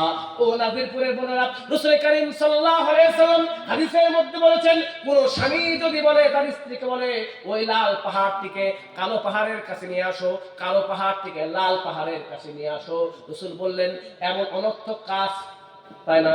লাল পাহাড়কে কালো পাহাড়ের কাছে নিয়ে আসা, কালো পাহাড়কে লাল পাহাড়ের কাছে নিয়ে আসা, এটি হলো অনর্থক কাজ। এমন অনর্থক কাজ, এমনকি দুর্বিষহ কাজ, পাহাড়কে তো উঠানো যায় না। রাসূল বলেন, এমন কাজ কর্ম করতেও যদি স্বামী স্ত্রীদেরকে আদেশ করে, স্ত্রীদের উচিত এমন কাজ কর্ম করা। সুবহানাল্লাহ। এই জন্য বোনেরা কি করতে হবে? স্বামীদের খেদমত করতে হবে। ও নাজিরপুরের মুসলমান, হাফেজ আবুল বারাকাত, হাফেজ আবুল বারাকাত সে বাদশাহকে বললেন, বাদশা নামদার, মনে আছে নাকি? বাদশা নামদার, অবশ্যই অবশ্যই, আমি আগামী বছর পারবো। এবার পরের বছরে হাফেজ আবুল বারাকাতকে আগের মতো সুন্দর পোশাক পরে সেই মন্দিরের মধ্যে রাখা হলো। এরপরে হাফেজ আবুল বারাকাত সেখানে কুরআনুল কারীম তেলাওয়াত করতে লাগলো। কুরআনুল কারীমের তেলাওয়াত চলছে, আবারও সেই দৈত্য আসলো, কিন্তু কুরআনুল কারীমের তেলাওয়াতের কাছ থেকে টিকতে পারলো না। আল্লামা ইবনে বাতুতা আলাইহি রাহমা তার তারিখ ইবনে বাতুতার মধ্যে উল্লেখ করেছেন, তারিখ ইবনে বাতুতার মধ্যে উল্লেখ করেছেন, ওই যে বিপদটা গেল মালদ্বীপ থেকে চিরতরে চলে গেল, আর কখনো মালদ্বীপের মধ্যে এমন বিপদ আসেনি। সুবহানাল্লাহ। পরের দিন বাদশাহ দরবারে যাওয়া হলো। গত বছর বাদশাহ তো ওয়াদা করেছে, রাজা তো ওয়াদা করেছে, তুমি যদি সুস্থভাবে ফিরতে পারো তোমার ধর্ম গ্রহণ করবো মুসলমান। আল্লাহ ইবনে বাতুতা আলাইহি রাহমা তার তারিখ ইবনে বাতুতার মধ্যে উল্লেখ করেছেন, বাতুতার মধ্যে উল্লেখ করেছেন, সেই দিন সে বাদশাহ সহ রাজার যে সমস্ত মন্ত্রীবর্গ আছে সকলে ইসলাম ধর্ম গ্রহণ করলো। এমনকি আল্লাহ ইবনে বাতুতা আলাইহি রাহমা তার তারিখ ইবনে বাতুতার মধ্যে উল্লেখ করেছেন, ওই একই দিনে মালদ্বীপের মধ্যে 65,000 মানুষ ইসলাম ধর্মের মধ্যে দীক্ষিত হয়েছে। সুবহানাল্লাহ। এ হলো অলৌকিকত্ব, এ হলো কুরআনুল কারীমের বৈশিষ্ট্য। পৃথিবীর সমস্ত চিন্তা চেতনা যেখানে শেষ, সেখানে কুরআনুল কারীমের মুজিজা শুরু। জোরে বলুন না সুবহানাল্লাহ। আলোচনা শেষ, দুই একটি আমল দিয়ে আলোচনা আমরা শেষ করে দেব ইনশাআল্লাহ। রাসূল কারীম সাল্লাল্লাহু আলাইহি ওয়াসাল্লাম বলেছেন, আল্লাহর কোন বান্দা যদি পবিত্র কুরআনুল কারীমের সূরা ইখলাস পাঠ করে, কি পাঠ করে? কি সূরা ইখলাস কি? কুল হুয়াল্লাহু আহাদ, আল্লাহুস সামাদ, লাম ইয়ালিদ ওয়া লাম ইউলাদ ওয়া লাম ইয়াকুল লাহু কুফুয়ান আহাদ। রাসূল বলেছেন, আল্লাহর কোন বান্দা বান্দি যদি সূরা ইখলাস একবার পাঠ করে, কুরআনুল কারীমের 1/3 অর্থাৎ 10 পারা পড়লে যে সওয়াব, সেই সওয়াব তার আমলনামার মধ্যে দেওয়া হবে। এবার ক্যালকুলেশন করুন তো, সূরা ইখলাসকে যদি 3 বার পাঠ করা হয়, 10 10 10 30 পারা, অর্থাৎ রাসূল সাল্লাল্লাহু আলাইহি ওয়াসাল্লামের হাদিসের ভাষ্য অনুযায়ী রাসূল বললেন যে আল্লাহর কোন বান্দা বান্দি যদি সূরা ইখলাসকে 3 বার পাঠ করে, তাহলে এক খতম কুরআনুল কারীম পড়লে যে সওয়াব, সেই সওয়াব সে আল্লাহর বান্দা বান্দির আমলনামার মধ্যে দেওয়া হবে। সুবহানাল্লাহ। আমলটা করা যাবে তো ইনশাআল্লাহ? এই বোনরা করা যাবে তো ইনশাআল্লাহ? সুবহানাল্লাহ আলহামদুলিল্লাহ আমল করবো তো ইনশাআল্লাহ? সুবহানাল্লাহ আলহামদুলিল্লাহ বলে তামলাআনে মা বাইনাস সামাই ওয়াল আরদ, আসমান এবং জমিনের নবমণ্ডল এবং ভূমণ্ডলের মাঝখানের ফাঁকা জায়গাগুলো সওয়াবের দ্বারা পূর্ণ হয়ে যাবে। আরেকটা আমল শিক্ষা দিয়েছিলাম, আমি আলোচনার মধ্যে আমলগুলো শিক্ষা দিয়েছিলাম বন্ধুরা। আমি ফিনিশিং টানছি, আর 2-3 মিনিটের মধ্যে দোয়া হয়ে যাবে। সুবহানাল্লাহিল আযীম ওয়া বিহামদিহি, বলেন সুবহানাল্লাহিল আযীম ওয়া বিহামদিহি, সুবহানাল্লাহিল আযীম ওয়া বিহামদিহি। রাসূল বলেছেন গুরিসাত লাহু নাখরাতুন ফিল জান্নাহ, আল্লাহর কোন বান্দা বান্দী যদি সুবহানাল্লাহিল আযীম ওয়া বিহামদিহি বলে, জান্নাতের মধ্যে আল্লাহর বান্দা বান্দির জন্য বৃক্ষ রোপণ করা হবে। জোরে সরে বলুন না সুবহানাল্লাহ। রাসূল কারীম সাল্লাল্লাহু আলাইহি ওয়াসাল্লাম হাদিসের মধ্যে বলেছেন আহাব্বুল কালামি ইলাল্লাহি আরবা, বলুন আহাব্বুল কালামি ইলাল্লাহি আরবা, আল্লাহ তাআলার নিকট সবচেয়ে প্রিয় বাক্য হলো 4টি। আল্লাহ রাসূল সাল্লাল্লাহু আলাইহি ওয়াসাল্লাম হাদিসের মধ্যে বলেছেন আহাব্বুল কালামি ইলাল্লাহি আরবা, আল্লাহ তাআলার নিকট সবচেয়ে প্রিয় বাক্য হলো 4টি। সে 4টি বাক্য হলো সুবহানাল্লাহ, বলুন ভারতের মুসলমান, নাজিল করে মুসলমান, সুবহানাল্লাহ, আলহামদুলিল্লাহ, লা ইলাহা ইল্লাল্লাহ, আল্লাহু আকবার, সুবহানাল্লাহ, আলহামদুলিল্লাহ, লা ইলাহা ইল্লাল্লাহ, আল্লাহু আকবার। এই 4টি আমল করা যাবে। ও পর্দার বোন, কি বললাম? আল্লাহ তাআলার নিকট সবচেয়ে প্রিয় বাক্য হলো 4টি, সুবহানাল্লাহ, আলহামদুলিল্লাহ, লা ইলাহা ইল্লাল্লাহ, আল্লাহু আকবার।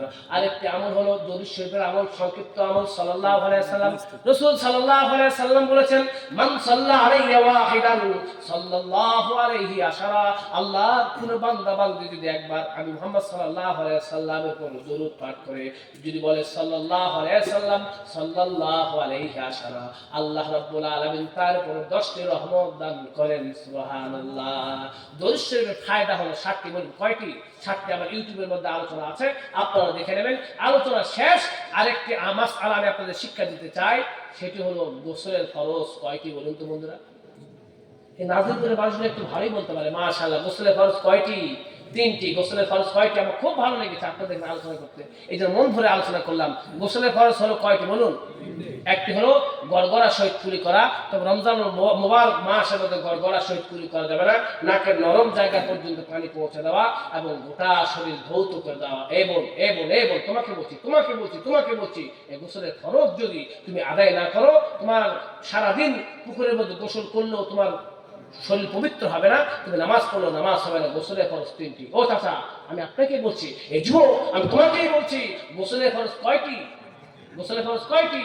3টি। একটি হলো গড়গড়া সহিত কুলি করা, তো রোজা অবস্থায় গড়গড়া সহিত কুলি করা যাবে না, নাকের নরম জায়গা পর্যন্ত পানি পৌঁছানো, গোটা শরীর ধৌত করে ফেলা। আরেকটা আমল হলো আল্লাহুম্মা আজিরনি মিনান নার, বলুন আল্লাহুম্মা আজিরনি মিনান নার। রাসূল বলেছেন মাগরিবের নামাজের পরে আল্লাহর কোন বান্দা বান্দী যদি আল্লাহুম্মা আজিরনি মিনান নার 7 বার পাঠ করে, সে রাত্রির মধ্যে মারা যায়, সে আল্লাহর বান্দা বান্দী আল্লাহ তাআলার জাহান্নাম থেকে মুক্ত হয়ে যাবে। জোরে সরে বলুন না সুবহানাল্লাহ। রাসূল কারীম সাল্লাল্লাহু আলাইহি ওয়াসাল্লাম বলেছেন আল্লাহর কোন বান্দা বান্দী যদি মাগরিব ফজরের নামাজের পরে আল্লাহুম্মা আজিরনি মিনান নার 7 বার পাঠ করে, আর সেই দিনের মধ্যে মারা যায়, সে আল্লাহর বান্দা বান্দী আল্লাহ রাব্বুল আলামিনের জাহান্নাম থেকে মুক্তি পেয়ে যাবে। জোরে সরে বলুন না সুবহানাল্লাহ। এই জন্য আমরা আমলগুলো করব তো ইনশাআল্লাহ। আল্লাহ পাক আমাদের সকলকে তৌফিক দান করুন। আল্লাহ রাব্বুল আলামিন আমাদের সকলকে তৌফিক দান করুন। আল্লাহ রাব্বুল আলামিন এতক্ষণ পর্যন্ত যে সমস্ত কথাগুলো বলা হলো, সেই কথা অনুযায়ী সর্বপ্রথম আমাকে এবং আমাদের মুসলমান ভাই সকলকে আমল করার তৌফিক দান করুন। আলোচনার মধ্যে ভুল ভ্রান্তি হয়ে গেলে আল্লাহ রাব্বুল আলামিনের কাছে ক্ষমা চাইছি। আমি একজন বিদেশি মানুষ, আমার কথায় যদি আপনারা কোনো কষ্ট পেয়ে থাকেন